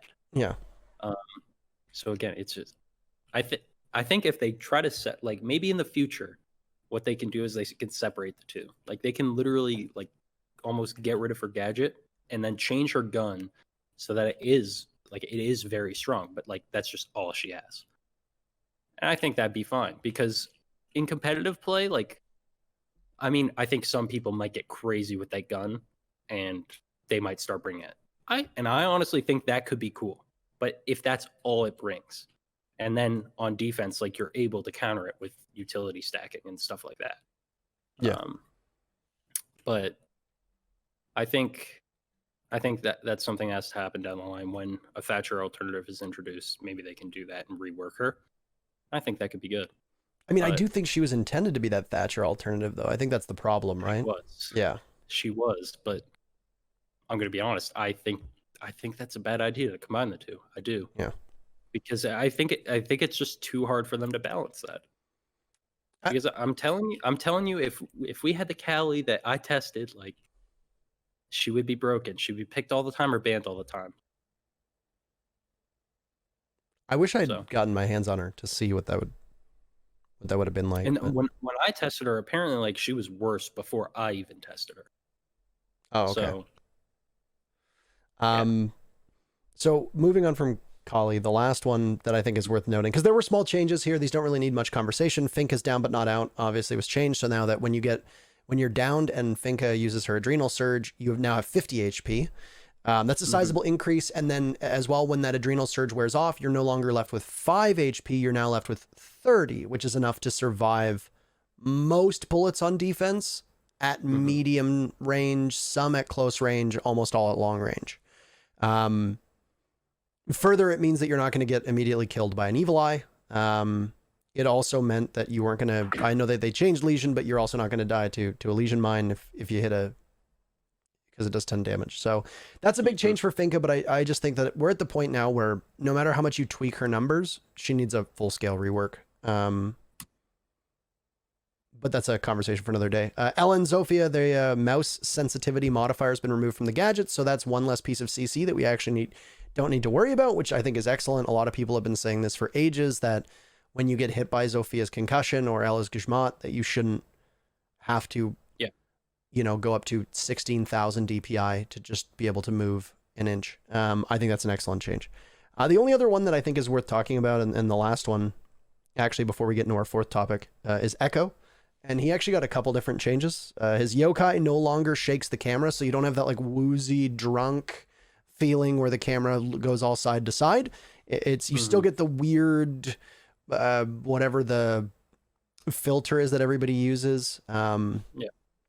And then the concussion effect, a lot of people didn't know this, is affected by how much you move. So in the olden days, when you get hit with a yokai, if you lie down immediately, it goes away in a couple seconds. If you continue to move, it gets worse and it just prolongs it. That's no longer the case anymore. It is now a fixed duration of 10 seconds. Doesn't matter if you're stationary, doesn't matter if you go prone.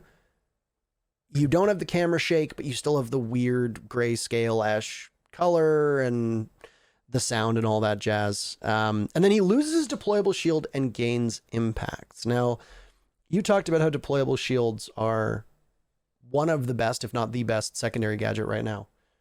How is this going to change the way that Echo's played? Do you foresee him being in a position to impact trick now that he's got impacts?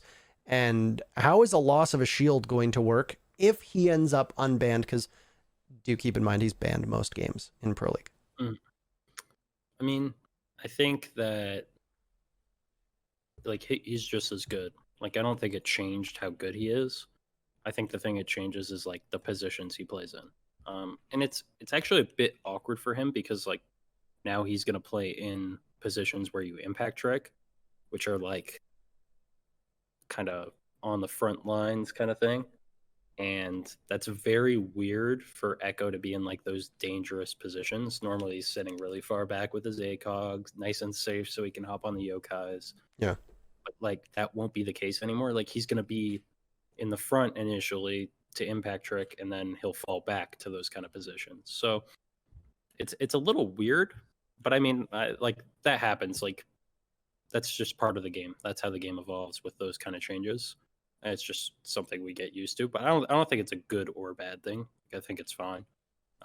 As far as the actual changes to him outside of his secondary gadget, like his primary gadget changes, I mean, I don't think they affect much in terms of competitive. I think it makes it less frustrating to play against, especially from a casual standpoint. Just like you mentioned with the Zofia and Elamines, like that was super annoying to play against. Very I'm annoying. glad they got rid of it. Yeah. And I'm fine with them doing it to Echo as well, because in competitive he's just as strong. Like you're never playing Echo for the fact that his stun like keeps going on longer when people sprint. Like no, that's not why he was good, right? Yeah. Same with the camera shake. It was good because it would interrupt plants or it would give you information. And it still does that. So, I mean, inconsequential changes to him, I feel like, but nice quality of life kind of thing, I guess. The change that I always wanted for Echo that I don't think we're going to get was originally, back when he only had one yokai, I had said if he's only going to have one yokai, make it so everybody can spectate on it, make it so it's like another cam. And then they gave him a second yokai and they made it so everybody could look at both of them. And I was like, all right, that's a little strong, but I think that Echo has been in a really poor position for such a long period of time that if you remember, the only two plant denial operators we had for many, many seasons were Echo and Smoke, and then Mirror got added as well. And Echo was just so bad that the only person that most people could name that played him was a Redeemer, who, by the way, congratulations, just got married a couple days ago. So congratulations, Redeemer. You know, to the point where it's just like, there was a period of time where it was like, all I remember was like Fabian or Gogo would play Echo and then Redeemer would play Echo. And that was it. I don't remember anybody else who would. And he was just in such a bad spot. And they kind of tilted it the other way where they, I think, made Echo a little bit too strong. They gave him two yokais. They're still quite hard to see. IQ at that point was not a must pick. And I mean, a lot of Echoes were smartly keeping the yokais in positions where Thatcher EMPs weren't hitting them. So you didn't really know where they were. And I mean, how long have we seen Echo get played? Go back to February of this year, and Rec got knocked out of the groups because they lost a 5v1 to a single yokai drone. So obviously we haven't gotten to a point yet where Echo is fully understood and people account for Echo in play. The one thing that I always wanted was, after they added a second yokai drone to him, I said, you know what? If you're going to make it so that Echo's gadget is kind of based on lore, which I don't agree with. I don't agree with balancing or designing perks based on lore. I think that's silly. I think it should be based on competitive integrity, not storylines. But the one thing that I would have liked to have seen was make it so that only Echo can spectate on the drones, nobody else. But I don't think we're ever going to see that, because they're not going to, I feel like they're not going to remove that. I don't feel like they're going to take things away. Similar to the Bearing 9, I don't think they're going to remove the ability for people to spectate the yokai, which is frustrating. But I don't hate the Echo changes. I think they'll be good in easing the frustration of playing against him, but I don't think they do anything to fix why he's a problem, right? Which is what you said. Like they don't, it doesn't address the issue of 50% plus ban rate Echo. That doesn't solve that. All it does is change him in different ways. I don't know. I will say his ban rate may drop a bit. It might not, but it may drop a bit just because teams are transitioning more towards like stacking the indestructible stuff. So they'll leave Maestro out more possibly. But I mean, the same argument could be made that some teams will ban Maestro because of but the thing is like a lot of teams don't want to have to play IQ right now because of the utility stack stuff. IQ doesn't bring anything to deal with the indestructible stuff. So you think giving her frags would make her too strong? Just as a very quick point, giving her back frags. I mean, it would make her strong, but I don't think it would make her too strong. A 3-speed with frags and the G8 angled grip. I mean, I just want to deal with utility, man. At this point, you don't give a shit. You're like, maybe it will. No, give them all nades. I don't care. Give everybody grenades. I'm on board with that. I want those explosives raining from the sky. Yes. Okay, The so bubbles must die. yeah. Our fourth topic is going to be one that happened quite a while ago, but happened at the tail end of the Pro League season that just concluded. So we have seen very minimal competitive play, with the exception of the tail end of Challenger League, and with the exception of the EU Open Clash that's going on right now. We haven't really seen any top level play involving these balancing changes, and this is the meta report is topic 4. So meta report just is, it can concern, are there any changes happening, any shakeups, any teams trying new things? Do we have any suspicions as to whether operators will start dominating the meta? Because as you noted, we had an entire split played with Wamai, and teams still hadn't really gotten the hang of him yet. And we've seen that previously with operators like Dokkaebi. We've seen that previously with operators like Legion, who have a really slow growth rate, and then they're everywhere and they're dominating the meta. So for this particular topic, the meta report is going to revolve around the changes that were made a couple months ago, which feels like it was a year ago, but that's just because we've all been in quarantine and isolation. It was the changes to Buck, who lost his frag grenades but gained some skeleton key ammunition. Goyo, who lost his shield, and the TCSG was also nerfed. Kaid, who saw his TCSG nerfed. He's also gotten a secondary weapon now. He's got the Magnum revolver, and Nomad got the Capitao pistol. So they don't have to use that horrible ACOG pistol that they have. Jaeger got moved from a 3-speed to a 2-speed. No other changes to him. His gun had been nerfed previously. Mozzie lost the super shorty, and Ying got smokes, but then they reverted her Candela changes. So those 6 operators, obviously 4 of them technically, very, very high pick rates. Who's in and who's out of the meta first and foremost? So Buck is still in, but significantly less. Goyo got gone. hit. Goyo got hit. Like, he'll still be there, like, a couple of sites, I think. But it's tougher to fit him in. I mean, like, he can be abused on some, but I will say, like, there's some sites where, like, some of the shields aren't the best. There's some where you can abuse them, though, and he fits well. But, like, his gun getting nerfed and then losing impacts, it definitely makes him a bit harder to fit sometimes. But he's still pretty good. It's just harder to fit him sometimes, I think. Just for the sake of, like, your actual setup, like shotgunning things. Right. Yeah. Cade, it depends on the bans. I mean, if Thatcher's banned, Cade's always going to be good. He will be. But a lot of teams also ban Cade when Thatcher is banned. So it depends on bans. But Thatcher is usually banned. So, like, he's still good, but he's also banned a decent amount when Thatcher is banned. So it just kind of depends. But he didn't get hit too hard just because his utility is so strong when Thatcher is banned. So he didn't really change too much. He definitely changed when Thatcher is up, though. Like, it's not too worth bringing him anymore if Thatcher's up, but it is here and there. And the AUG's, like, okay.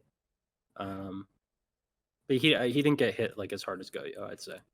Goyo was, like, the combination of losing the shield, losing the impact, because he used the impact trick on all those spots, and losing his gun, basically. Like, he basically lost something in every category. He lost something in his primary, secondary gadget, and his primary gadget, primary weapon, and secondary gadget, basically. Like, he got hit hard. Jaeger went to 2-2. I mean, it messes with, like, setup times a bit, but it's pretty inconsequential. Like, teams, I feel like every team can, like, make adjustments to make his setup time fine. So it's pretty inconsequential, I think. I haven't even noticed much of it while playing him. So Mozzie was a big one. Just because, like, a lot of the setups that you would do, right? You would have mute and Mozzie. So you have the super shorty and the mute pump, and then you had all the drone denial, and then Thatcher was banned, and, like, you could do so much setup on your roam with all the drone denial, and it just, like, it stacked so well together. But it's not a thing anymore, just because you lose that super shorty, and now all of a sudden you don't have enough rotates to make those intricate roams kind of work. Um, there's some cases where it's fine, but a lot of maps it doesn't work as well. And I think with that getting nerfed and with Wamai coming in, basically like now people are choosing between like, do we want to abuse the weaker version of Mute Mozzie or do we want to abuse Jaeger Wamai? And Yeah. every team is basically choosing Jaeger Wamai. And then what else? Ying's actually like she's good. She's good, but the problem is that with teams using Jaeger Wamai like they are, it's hard to fit her. So when a team isn't like playing those Jaeger Wamai setups, and if they're not stacking the shields and the bubbles and all that, then it's easier to bring her. But just in a lot of cases, it's very hard to bring her just because you need to bring more explosives or something else to help clear utility, whether it's someone with flashes, whatever. So she can't always fit because of that, but she is very strong. So just giving her smokes has made her that much stronger? Well, also there was the previous change to the Candelas. Right, where it spits out 7 it's a combination of both. Yeah. It's a combination of both. And like how they disperse less randomly. So basically you get flashed more consistently now. Right. Because like before you would throw it right at someone and sometimes they just wouldn't be blind. And like, I'm going to be honest, it wouldn't happen that often, but just in the few instances that it would happen, it would probably piss the Ying player off so much that he's like, I'm not playing Ying anymore. Like, this guy isn't blind. I just threw it right at him and he's not blind. I remember way back. I was playing on Chalet and Hibana opened a hole in the little wine cellar, that little tiny wine room. I threw a fully primed Candela in there and it didn't blind the person who was in that room. And I was like, this is a shoebox. I would love to know what happened. Like how it just and her weapon buff, by the way. Someone said that in chat. Her weapon buff as well. Her weapon did get buffed. The thing still has a pitiful rate of fire, but but it does some damage now. Yeah, it does it's like 47 or something like that, a shot or something. Yes. It's very high, the damage it does. Yeah. So let's start on Buck then. Obviously, Buck's application has changed without frag grenades. He's maybe not as effective in the same role, and he's maybe not as good of an entry fragger. Who is taking his spot? And is he still a virtual must pick on most sites, or are we starting to see other operators come in and replace him? Operators are definitely coming in and replacing him. I think some teams are bringing like the combination of Ashe and Zofia more. Some teams are bringing Sledge more instead. It all depends, because also there were some teams before that like didn't play the Buck as often. Like our team, right? Rampy played Buck every round. Yeah. There's some other teams, they had a player that played Buck every round. But then there were some teams that didn't. Some teams like preferred the Ashe and the Zof stacking together. Which is like that was a playstyle choice. It is what it is. But now you can't do that as much because you do need the explosives. So if you want to bring the Buck, either like he's good if you're bringing a Maverick because Mav has nades now, so you can kind of make up for it. And he has flashes. Like the fact that he has flashes is very good because it basically like it evens out. Like if you're bringing Mav at least. But you do also need to have like a good reason for why you're bringing Buck. Like you can't just be bringing Buck and then it not being like for a specific reason. You can't just like fit him in and sort it out later. Yeah, basically. You think Zofia fills that role now? Yeah, so people bring like Zofia and they'll bring breach charges with it more often. And then they might fit breach charges on more operators as well here and there, but it's basically that or Sledge. So that's kind of the replacement. Stacking more of the Ashe Zo combo and bringing some breach charges or bringing Sledge.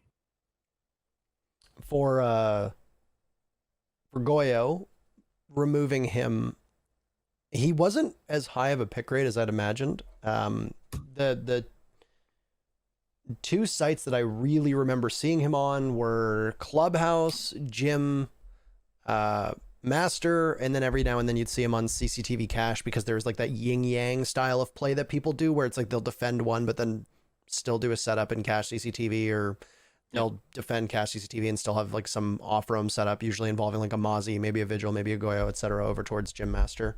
And then the big one that Goyo really dominated was Armory Throne. And I remember Citizen talking about this specifically on an interview that we did with him. Another one. There's another one you're missing. Cafe Cocktail. He dominated Cafe Cocktail. That was the one map that like he was frequently banned on. Was Cafe. So, and like that was his site. He was. So now you get rid of him. You get rid of him from those, and coupled with the Mozzie nerf, is it just that we've seen Wamai's pick rates soar to fill that void?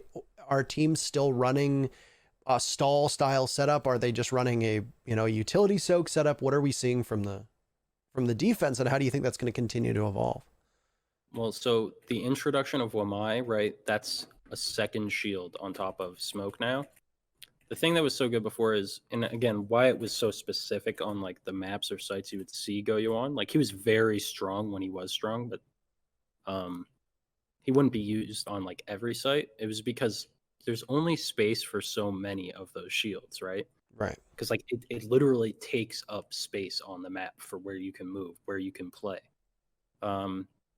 So adding in another shield by bringing Wamai, all of a sudden like you just don't have as much room.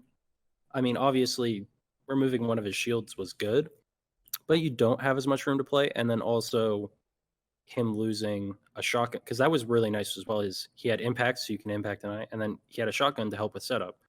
Now you're never bringing that shotgun. You don't want to bring that shotgun. Yeah. You don't have impacts to make up for that with the setup, and then you also just don't have the impacts to impact tonight. So it's just not really worth bringing him anymore. There's like those couple sites where like you'll still squeeze him in, just because the utility will be worthwhile. But like even Cafe Top Floor now, I think you need a lot of destruction on that site, so it doesn't, like it's not necessarily worth bringing him just because he doesn't have the destruction anymore. Yeah, that's understandable. How much does the Mozzie change hurt? Because the Mozzie one seems to me out of the 6 of the changes that we've had, the Mozzie one seems the biggest. I can tell you right now from Mozzie and the Buck one are the biggest, I would say.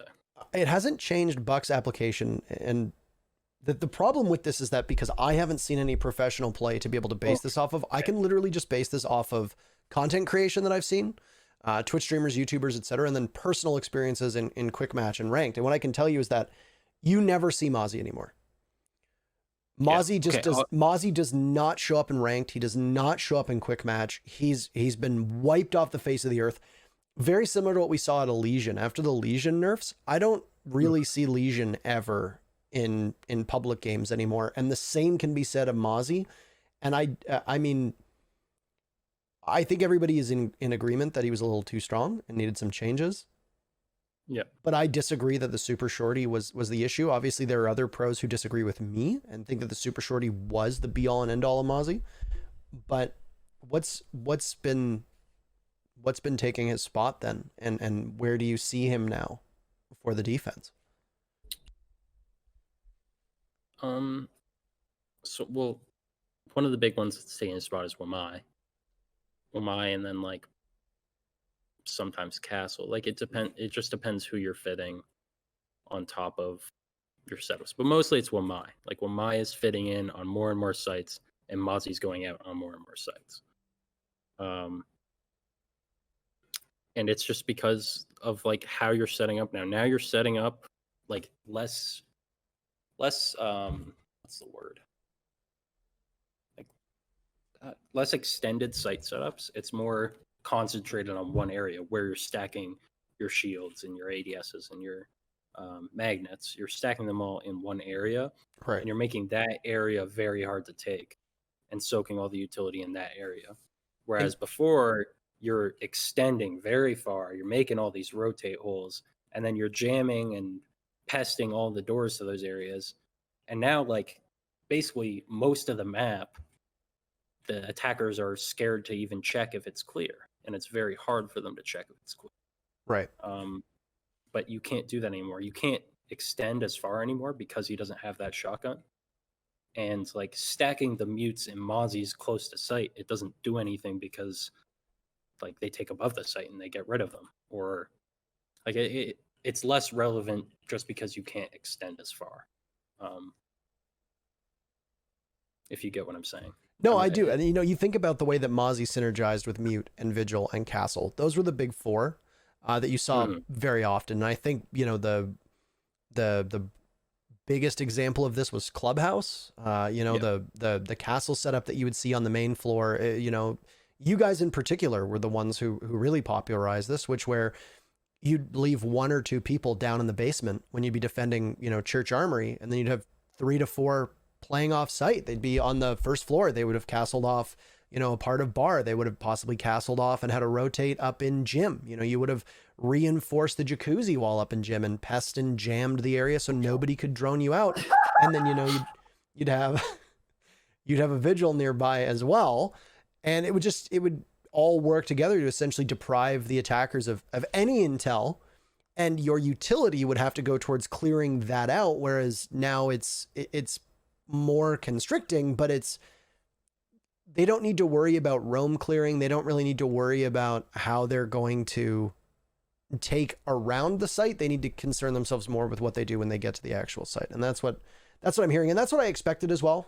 And that also works into how you said that Mute, I think Mute was the second most picked defender last season, if I remember correctly, with Mozzie third after Jaeger.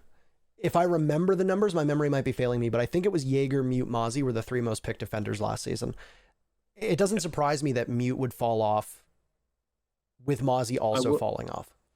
I will say Mute will still be there just because, like, in the current way it is, right? Like, you don't always have, you don't have a 5 set. Like, when I said the lineup with Melusi in the game, like, it's those 5. Like, if those 5 are up, you're running those 5. I don't think that's the case right now. Mute's picked in that 5th slot a lot just because he can help with setup. And, it's nice to have one because Thatcher's, always banned. Right. Just have it on your walls just so that they have to do a bit more to get them open. Basically your site's not exposed right away. Sometimes it's in play. Instead of the mute, you have someone with impact so that they can impact deny a wall rather than you mute the wall. But yeah, mute's still there because you have a pump and you help set up the site. I think if other operators start getting banned more, and Mira's let through, Mira can replace that because she actually has a good shotgun for setup. But the only good shotguns for setup are the Super Shorty, the SAS pump, and then Mira shotgun. The bailiff does not do much. Right. Yeah. I mean, I think what you're trying to say as well for people that might be confused is the GIGN shotgun and the Supernova are also great for setup. It's just you never run them, right? Yes.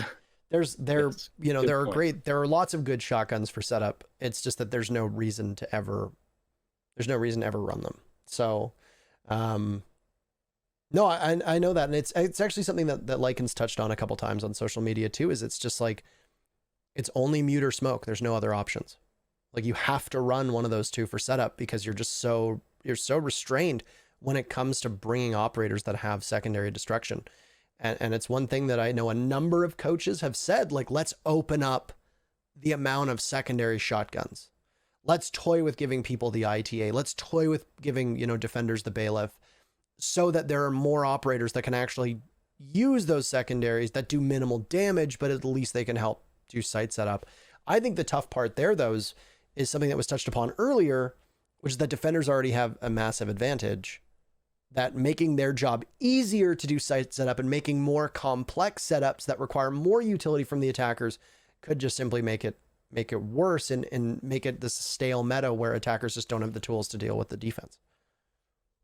I agree. I think there's got to be a sweet spot with the setup stuff.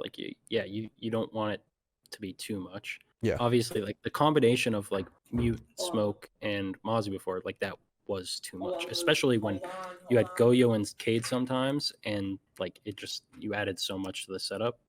It became a problem. But I think there can be a sweet spot, and I think obviously it can't be on the wrong operators too, because the combination of Mute and Mozzie both having it when those are the only 2 operators in the game that deny drones. Yeah. And the fact that both of them could it just synergized so well to extend the site so far while denying information on it. it was too strong, the combination of it. Like, I don't think with Wamai and Jaeger, like with the current meta, that the shotguns are too powerful, because like if you're extending your setup really far with Wamai and Jaeger, like that utility is irrelevant because it's so far off the site. Like people are just gonna go at the site. Yeah, so I think that's a good point. And I also think that if you're running those operators and you're extending the site, and let's say you put the shields and your Wamai magnets and your ADSs on the site, then I think that it becomes problematic, because like those people that are extending far off the site, like they have nothing to protect them there. So like it's very easy to push them out, and all those rotate holes and stuff like will be used against you. All right. Is Rampy okay, by the way? I don't know, man. He's the loudest man on earth. That's his volume doesn't turn down. I don't know what to tell you. All right, let's look at topic number 5, which is League Roundup, which is now where we move off the operators. We move more towards what's been announced recently, which is the regionalization of professional play. Now, this is where people do tend to get a little bit confused, because the names have entirely changed. And not only have names entirely changed, but structures have changed, and the way that they're operated has changed, and tourney organizers have changed, and blah, blah, blah, blah, blah.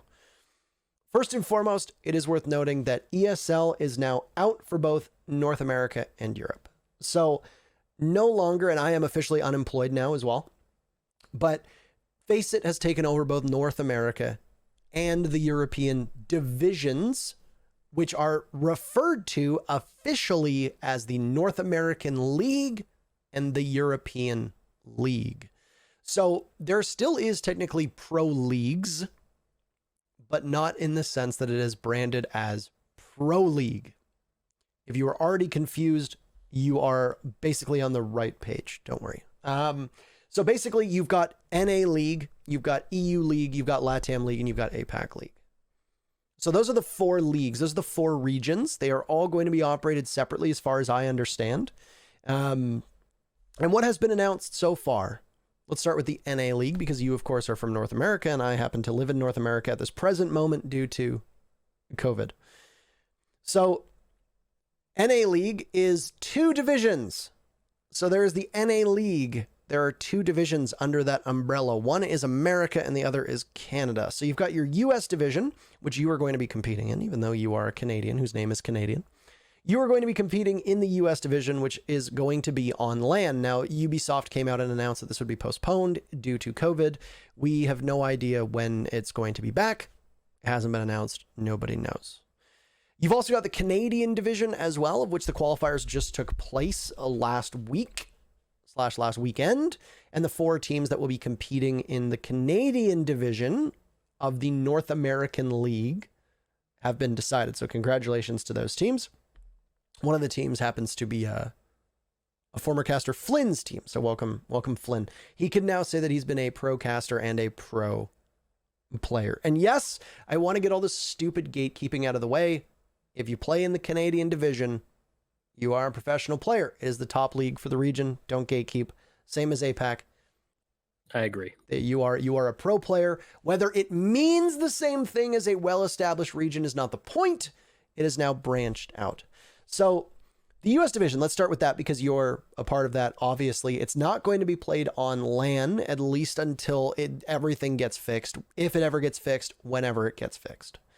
How huge is an investment in LAN for the players, for the tourney organizers, for Ubisoft, and how big personally do you think it is to go from online play to LAN for the regular season? I mean, I think it's huge. I think anyone that's switching to that will say the same. I think even Pengu like tweeted something about it. Like it's a big advantage for NA. It's a big advantage for us because you lock Rampy in the closet. I cannot. I'm telling you, it doesn't work. You said that you got the glitch. He's just loud. Anyways, I feel like he's louder than you are. Anyway, continue. He is, but there's no turning him down. Yeah, but you gave it to the rest of us. Anyways, so Is I that- think is that how it the works? Like, move if to I land is throw and I huge. give it Like, to you, well, I it- don't have bro, you're so loud. Sorry. You gotta move Uh, this setup. That's okay. This is the first no, episode. don't worry. I'm going to in the future. I know. Yeah. I can't yet. I know. But yeah, I think the move to the land is huge. Like we get to practice on it. Like that's where the biggest tournaments are. You just get to be more consistent at it. You get used to it. Like LAN experience is already huge. Like it's always mentioned. Like when someone joins a team and they have LAN experience, that it's huge for the team. So I think that's obvious. Also, the game plays out more consistently. I mean, I think the right way to play the game is the best way to play the game on LAN, I guess. But like I have bias with that. Yeah. But like I think you can get away with what I think again are incorrect decisions or silly decisions online. You don't get punished for things that are pretty reckless online. Like even if like someone's peeking you and you have a good shot, it's just like it's literally impossible to like react to people sometimes if they're like peeking and pre-firing you, or jiggle peeking you. So yeah, the improvement is huge in that sense. I'm really glad it's happening. I know my whole team's glad it's happening. I think anyone in NA is. So yeah. Now, you folks are living together, which not every team is doing at the moment. You're one of a small number of teams that I understand to currently be in Vegas, and I would imagine that's because that move happened prior to the world closing down. How has that experience been? Because you got to see what it was like with Evil Geniuses in Seattle, where you were living in apartments and you were living apart to a certain extent, and now living in a house. And how do you think that's going to play out for other teams? Because there is like a team dynamic, team chemistry that's going to affect the actual way that the team plays too. You know, I've heard stories, I'm sure you have, of teams boot camping and living together and like hating each other for just playing with each other for a week in person. How is that going to also translate to all of these teams needing to cohabitate and share space with each other? Yeah, I mean, I think it can be like a make or break thing. Like, I think it can make your team a lot better, but yeah, like it can also be really bad for because suits can clash. People get frustrated with living together with their teammates, right? I think there can be a lot of issues with it, but there can be a lot of benefits too. Like you're focused on purely the game. You're around your teammates all the time, talk about the game. You might resolve your conflicts better in person. So I mean, I think every team will be more productive, at least short term, but it's a matter of how they handle the problems that do come up because there will be problems. Like no matter who you are, there will be problems that come up from like living together. But there will be teams that handle that fine, and if you handle it well, I do think it'll make you stronger and whatnot. So, yeah, I think it's an interesting time. I think it'll mix up a lot of teams to see how they do with it. Other than the land changes, the next one that obviously needs to be mentioned is best of threes. How huge is it to go back to that? Again, like amazing. It's the same as playing on LAN where it's a more consistent just format, I suppose. Like you don't always have to play like some of the middle of the pack maps, right? And teams that auto ban a lot of maps, they can't get away with it. Like there's teams that like don't play 2 maps sometimes.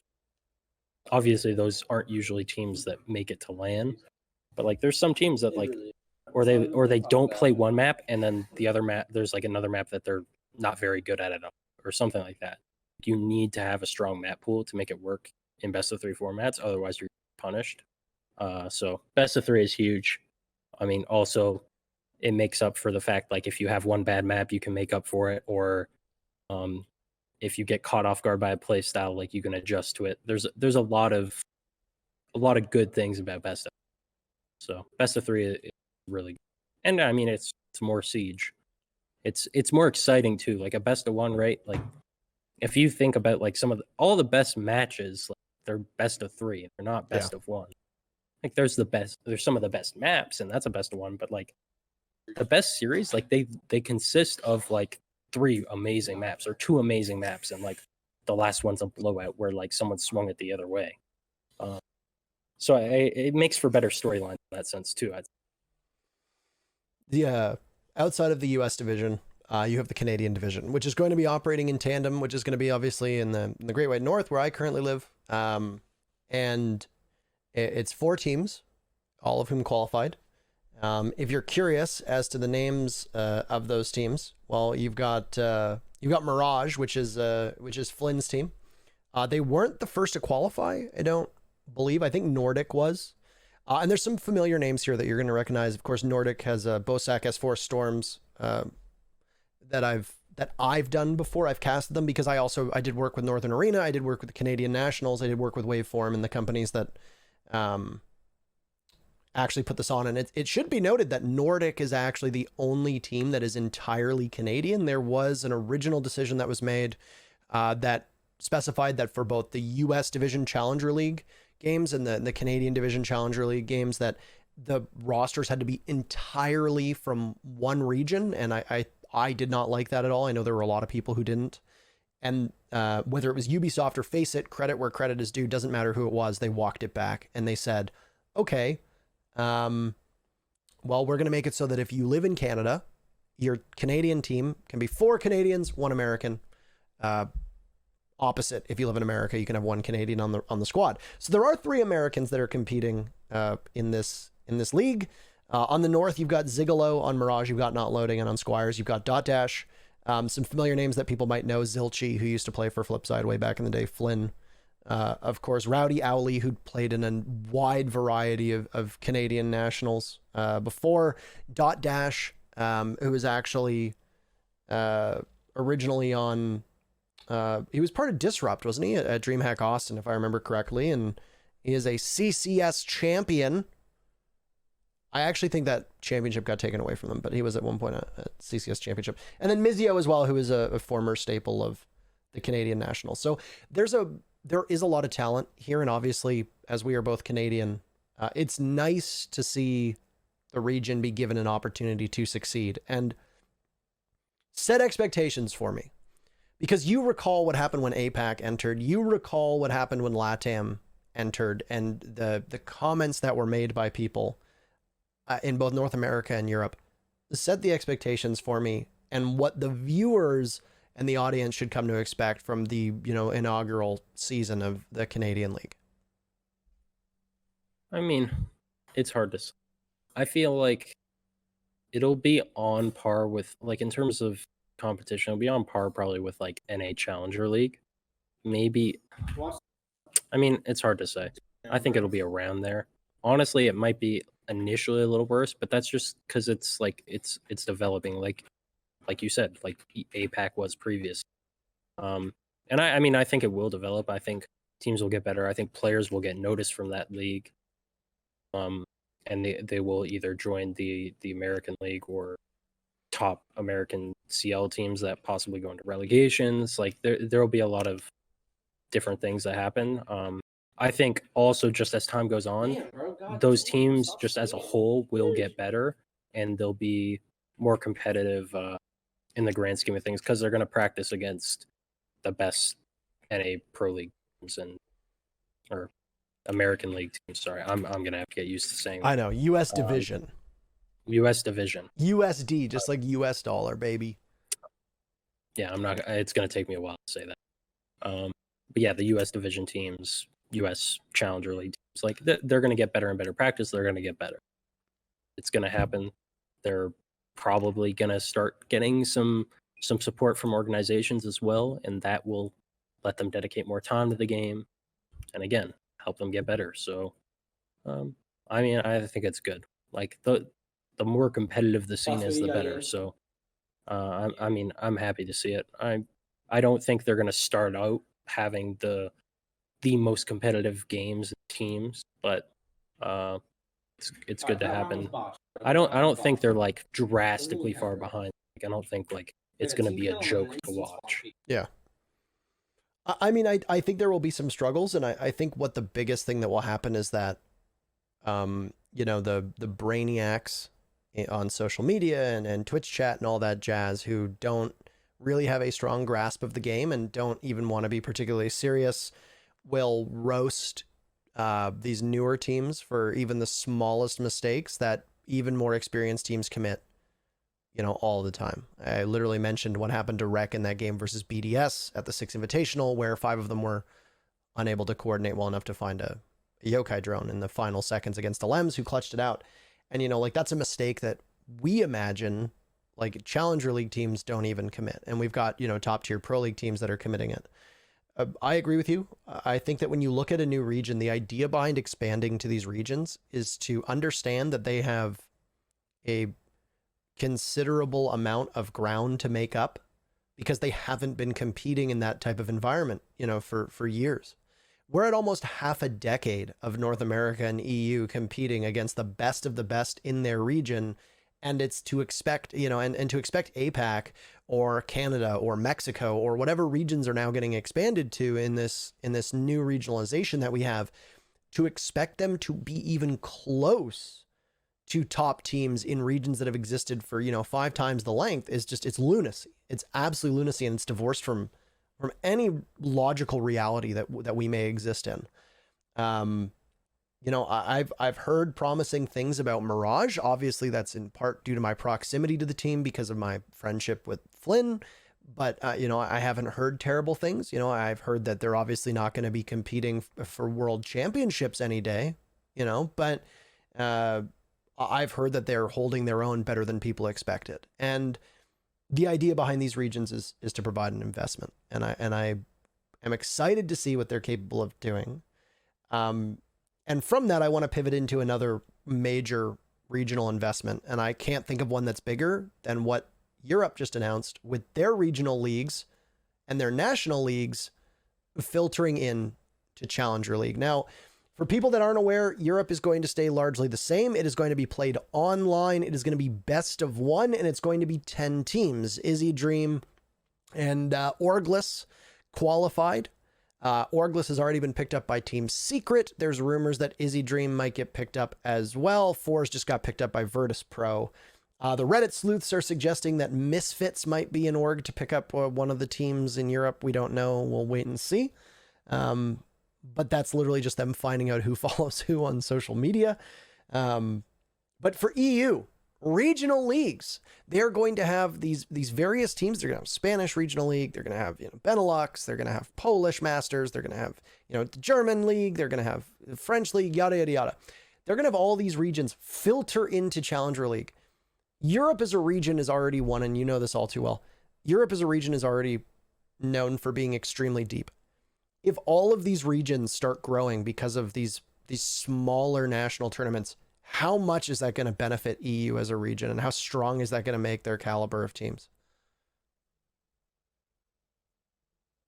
I mean, I think that they were already like at a really high level. I mean, EU Challenger League was known to be very competitive always. And that's just because of, I think, the practice they get and how structured and innovative like European teams try to play. And when all those teams playing like that clash against each other and practice against each other all the time, they're going to get better at a more significant rate, or like they're all going to be good. They're going to be closer to the same level. So I think that's why it's so deep in Europe, just because how all the teams play as a team and how they learn from each other makes sense. So yeah, I think it's good. I don't have a ton to say about it. Yeah. It's interesting, like just how it's regional leagues. I think that makes it, I guess, more incentives to root for specific regions or specific teams because they represent a certain region. So I think that's really cool. I'm interested to see how quickly EU is able to deepen an already deep pool of really good teams. You know, I have not I guess won myself any love or done myself any favors with North American fans when I routinely say that NA Challenger League is almost in an embarrassingly poor level, especially when compared to their European counterparts. You know, there was a period of time where I felt that, you know, the top half of EUCL could probably reliably beat the bottom half of NA Pro League in best of threes. Obviously not everybody agrees with me on that. I don't really care if people agree with me or not, but I think people kind of sleep on the way that EU plays. And I mean, obviously you've got the European region, which has almost double the population that you see in Canada and America. So obviously they're going to have a much greater breadth of talent. I think that putting a lot of emphasis on regional leagues is great, not just to bring in new players, but to bring in new fans. You know, you see German fans show up whenever there's a German team playing. You see it whenever the old Millennium roster would play, whenever the Vitality roster would play. You know, think about when I started casting, there was 4 French teams in EU Pro League. You know, you had Millennium, you had Ares, you had B Genius, you know, and you had Vitality. It was crazy that you had these squads in. It was actually Supremacy at the time because Vitality then ended up picking up the Supremacy roster. But it's like, it was nuts to watch from like a regional perspective. And I mean, you've experienced this at every LAN you've gone to. Having a home team play at a LAN event is an unforgettable feeling, right? Like the Brazilian crowd is amazing, you know, when it's Nora Rengo versus Rogue or Fnatic versus Evil Geniuses, but they're particularly good when it's FaZe playing or Immortals playing. And the same thing when we were in Paris and Vitality played or Millennium played. So bringing in not just more talent in terms of teams is great, but it deepens the fan base for the game. And I think that's what's really cool. And APAC is doing something similar. I don't know how much you followed along with APAC, but they've split APAC into 2 groups. There's APAC North and APAC South. APAC South is going to be a smattering of what I think are like Southeast Asian teams combined with Australia, New Zealand. APAC North is predominantly Japan and Korea. But then you've got Thailand, Taiwan, and then the 2 teams that have qualified in is the Singapore-based Giants Gaming, which is the old Arrow Wolf roster, and then Fnatic, obviously, from Australia and New Zealand. Now, APAC, obviously, I think has come a long way. This is a super region. I think there's 12 teams in it. Basically taking the best team out of ANZ and taking the best team out of Southeast Asia and in Singapore and adding them to deal with the, you know, the Korean powerhouse teams. Like you've got you know, the old, what are they called? I'm forgetting their name. You've got Cloud9 in there, and then I forget the other name. And then you've got Cyclops and Nora Rengo in there as well. You've got Fave Gaming in there. You've got Guts Gaming. How do you think that's going to help APAC develop talent now that basically the best of the entire region are all assembled in one league now? It's hard. I don't know all the APAC teams as well. Like obviously I know Fnatic. I don't know current Nora as well. I mean, I knew the previous iteration with Waka a bit better. I know Giants decently well. So like I know those teams decently well. But it's hard to say how they'll develop, but I do think just the structure of, basically like the teams that were at the APAC LANs before are now playing against each other all the time. And they're probably all going to get to dedicate more time to practicing and more time to playing the game. And that means they're going to get a lot better. So, I mean, I think it's good. Obviously, Fnatic, like they were the first team that could dedicate a lot of time to the game. And I think one of the biggest reasons why Fnatic was obviously the most competitive APAC team was because they had the resources to go and boot camp in North America and mostly in Europe. But I know they did it in America one time. But like they would do boot camps in other regions, and they would go and they would practice and learn from other regions. And like it's literally proof that they can learn from. It's just they need the good practice partner. And I think this improves their practice partners. I do think that they'll probably still try to get those boot camps in here and there, but like either way, it improves their practice partners. And I think all the teams are going to get better because of it. Fnatic's going to be interesting to watch because they just lost Virtue. They lost Virtue, which obviously hurts them quite a bit, but they picked up Crapel as a coach. Watching how Tex and Mentalist settle in obviously is huge. I think both of them surprised at the Invitational. I think Mentalist had a pretty bad showing, and then of course they picked up Stigs to replace Virtue. So it's going to be interesting to see how Stigs acclimates as well. But I think that, a lot of people, especially a lot of the EU teams, spoke about this when Fnatic boot camped over there. They said that if Fnatic plays their game and they're comfortable and they get a lot of experience, that this is a team that is more than capable of competing in any region. It's not just like, oh, they're really good in APAC and that's all that matters. It's, oh, they're good in APAC, but they could also be good elsewhere. And I think this is the point where this is a massive gamble for Fnatic. They were the world beaters down in ANZ. Now, you had the wildcard team give them a bit of a run. Back when wildcard used to be, I think wildcard used to be known as Orglis way back in the day as well. I can't remember the exact lineage of that team. I think they were Orglis back in the day, and then they became wildcard before the 6 Invitational. Fnatic did, whether they were saving strats or not, they weren't always consistently dominating everybody. Now you're going to be playing up against Cloud9. Now you're going to be playing up against a Cyclops, Giants, Nora Rengo, Q Confirm, Fave Gaming, Guts, Scars, Talon Esports, Seventh Heaven, and Xavier Esports.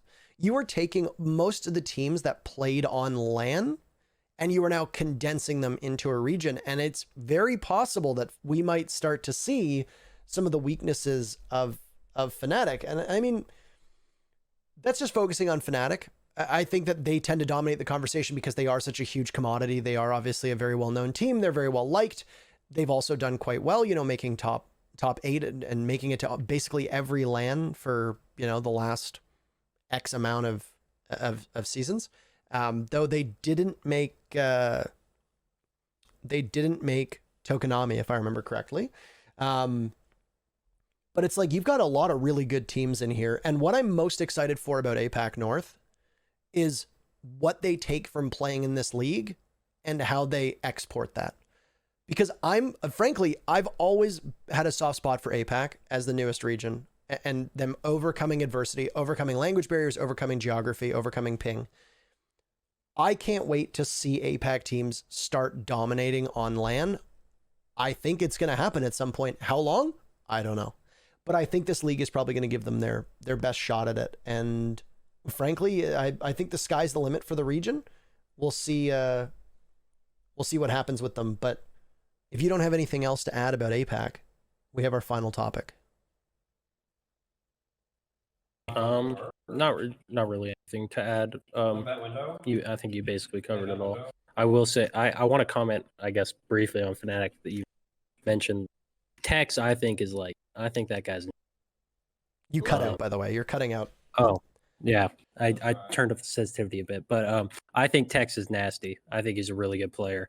And I think that they have a roster that they can build off of there on Fnatic, and I do think that Tex is like a guy to watch out for. We scrimmed them at Invitational, and we were scrimming against them. I remember like our whole team saying like, "This Tex guy is fucking nasty." Like we all said it to each other.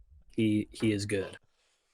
That was the one thing, is that team added a lot of depth with Tex and Virtue on it. If Magnet showed up, everything was going really, really well. Lusty had a massive 6 Invitational. Lusty really came into his own. And Mentalist was just a really solid backbone. I think it's fair to admit that statistically Mentalist was their weakest link and he didn't look comfortable in a lot of situations, but he and Tex were both kind of brand new to that team, and the system that Aerowolf plays, which is what Mentalist knew beforehand, is wildly different than what Fnatic played. So, I think that the team's going to continue to improve, and adding Crapel to it, I think is huge.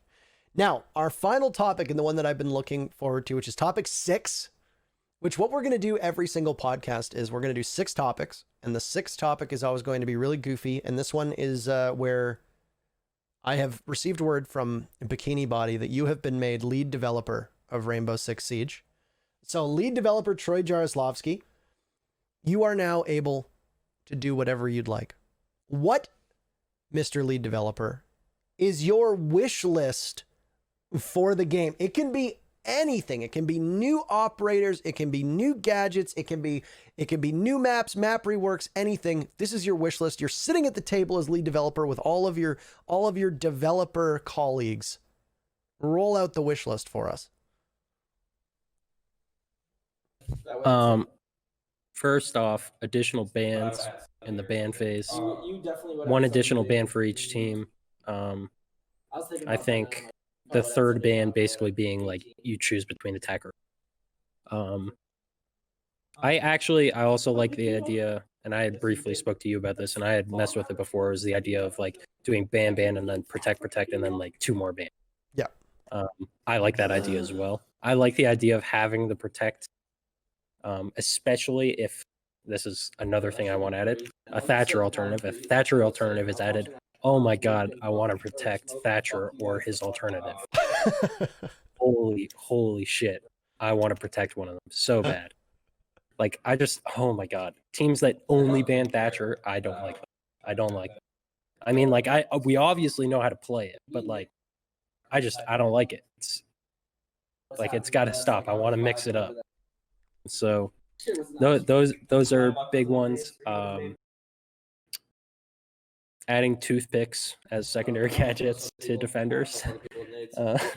Something useless, just something useless, or just balancing them. Maybe not toothpicks, maybe not something useless, but balancing them. Because right now, yeah, they're too strong. Or also, like I mentioned earlier, attackers. Another secondary gadget on attackers where like it can just be used to clear 80 or discs. Yeah, I think like that's another option. A lot of these options are like basically solutions to current meta. Obviously, we don't need all of them, but those are all things I would like. Obviously, I mean, I would like something to do with cheaters probably in ranked. I don't know how that works though, but like lead developer Troy is probably like some sort of fucking wizard that can magically make them disappear. So like I don't know. I guess that's what we're assuming. But like I know that's easier said than done. I don't know shit about that, so I'm not going to pretend like that's something that they can actually just do. Yeah, no problem. As if there's a button, they just press it and all the cheaters are gone. Yeah, I wish it was like that. Yeah. Ranked, I will say though, I want like the pro league map pool, please. I think most people can agree on that one.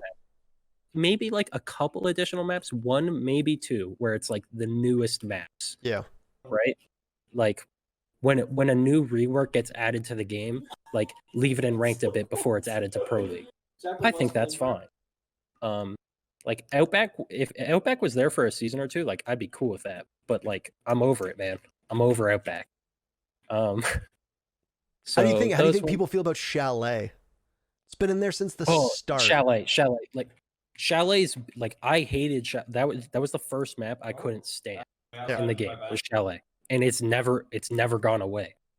Like, please get rid of it. Yeah, it's been in ranked. It's been in ranked every season since the start. I don't like it. I'd be cool with like. I would be cool with, yeah, the professional play map pool, which is now Oregon in place of Border, but keep in Border, keep in Bank. Maybe keep Canal. There you go. Done. Like, I'm happy with that. I actually don't hate Canal that much, but maybe that'll change in like a season or 2. I haven't played ranked all that much, like since it's been added. Like when it initially got added, I played it a bit and I didn't like it at all when it got added. Yeah. And then after that, like I haven't played like the last 2 seasons, I have not played very much ranked at all. But I will say my teammates have said, like they play ranked a lot more than me. They have said, it's getting intense. They have said that they like Canal more. Like it's kind of grown on. It's grown on me as well. They don't think it's great, but like they don't loathe when they load up into Canal. Yeah. When I see Chalet or Outback pop up, it's just like, okay. It's the same thing with Skyscraper. Like whenever I queue into Skyscraper, I'm just like, I know I'm gonna die once, and I'm just reason is gonna fly out the window, and I'm just gonna be unhappy for the remainder of this game, and that's it. That's how it works. You can nerf any one operator right now. Who is it? I was trying to unmute and I accidentally deafened there. Sorry. Wamai. Get rid of that fucking shield. Make it so that he doesn't interact so well with Jaeger. Like I said earlier, make it so that his radius is smaller and that ADSs and discs like overlap, where both charges get rid of, like they're both gone at the same time from one flash. You can buff one existing operator. That's a tough one. That is a very tough one. Like, it's not necessarily a buff, because like the thing is I want Thatcher buff, but the thing is it doesn't fucking matter because he's always banned. And like he's gonna continue to get banned if he gets buffed. So like it's more just an alternative to Thatcher. Like I would say Callie, but the thing is I don't want her buff because I don't want that sniper in combination with it being it. I'm too scared of that. So how are you supposed to fight back against her with a UMP in your hands? Exactly. Like I already like am terrified. I would hear her out on a balcony, just like I'd hide in a corner. So who is it? So you want to buff Thatcher. You got to buff somebody else. I'm holding you to an answer. Fuse? Capkin? No, I'm trying to think. Make Fuse a 3-speed? I mean, shit. Buff Pulse's gun, bro. There you go. Changes to the game structure. You mentioned, and I'm assuming it's going to be, you want the ban phase changed. What's your theory behind that? I mean, it's just because of like we said earlier, right now the current problem in the meta is that you can stack so many of these operators. You can stack Jaeger, Wamai, Maestro, Smoke, and you have all these shields, bubbles, and everything that kind of adds up for a problematic lineup.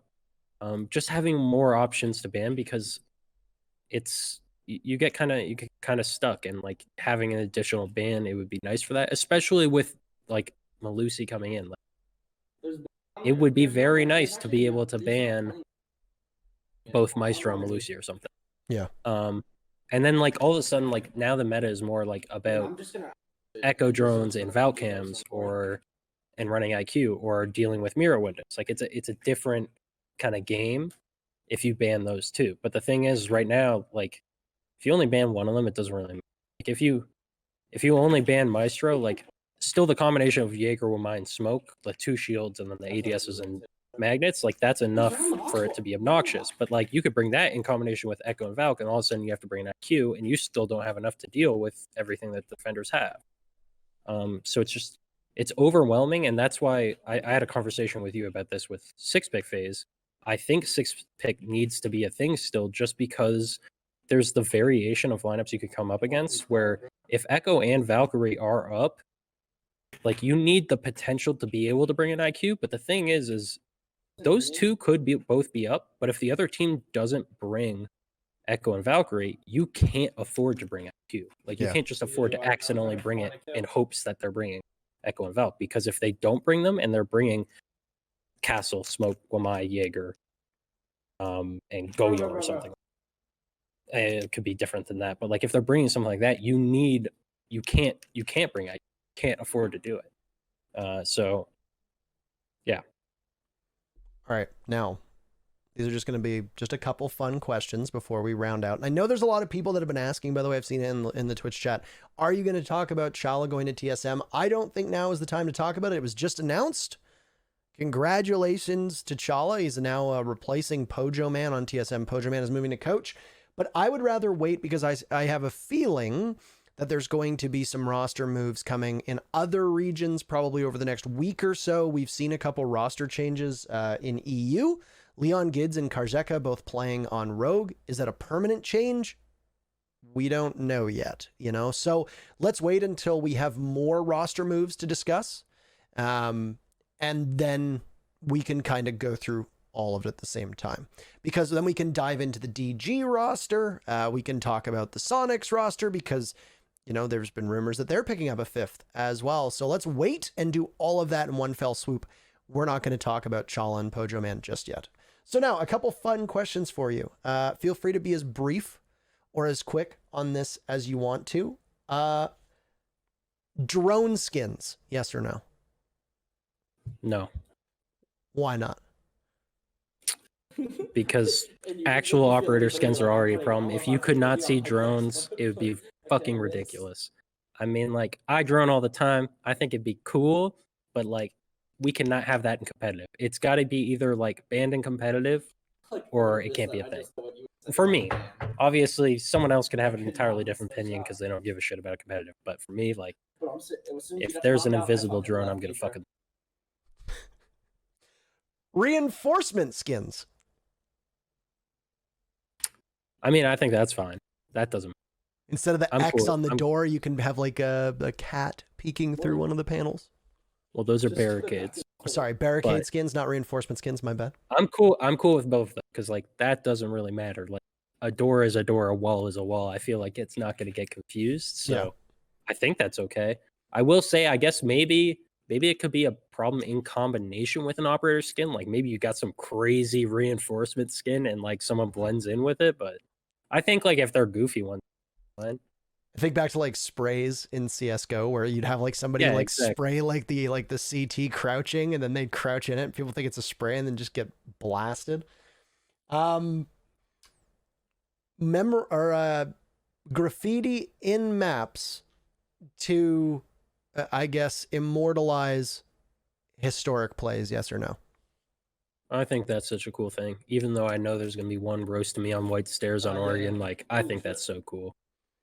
To be fair, it would be like celebrating moments that like humiliating you. I don't think is part of the goal. Well, the community is going to want them to humiliate me. I will say, people like that's people's favorite fucking meme from esports. I'm gonna be honest. It is what it is. Like I've accepted it, but I mean, people are gonna want it. I do agree though. I think it should be more about like the celebration of like the crazy play. Yeah. But I think that's something that's so cool. I would love. And then the last question for you, also on skins here, glove skins, yes or no? I think that's good. I like that. That's a good idea. All right, fine. Last question for you, because I was going to ask this. Trading skins, yes or no?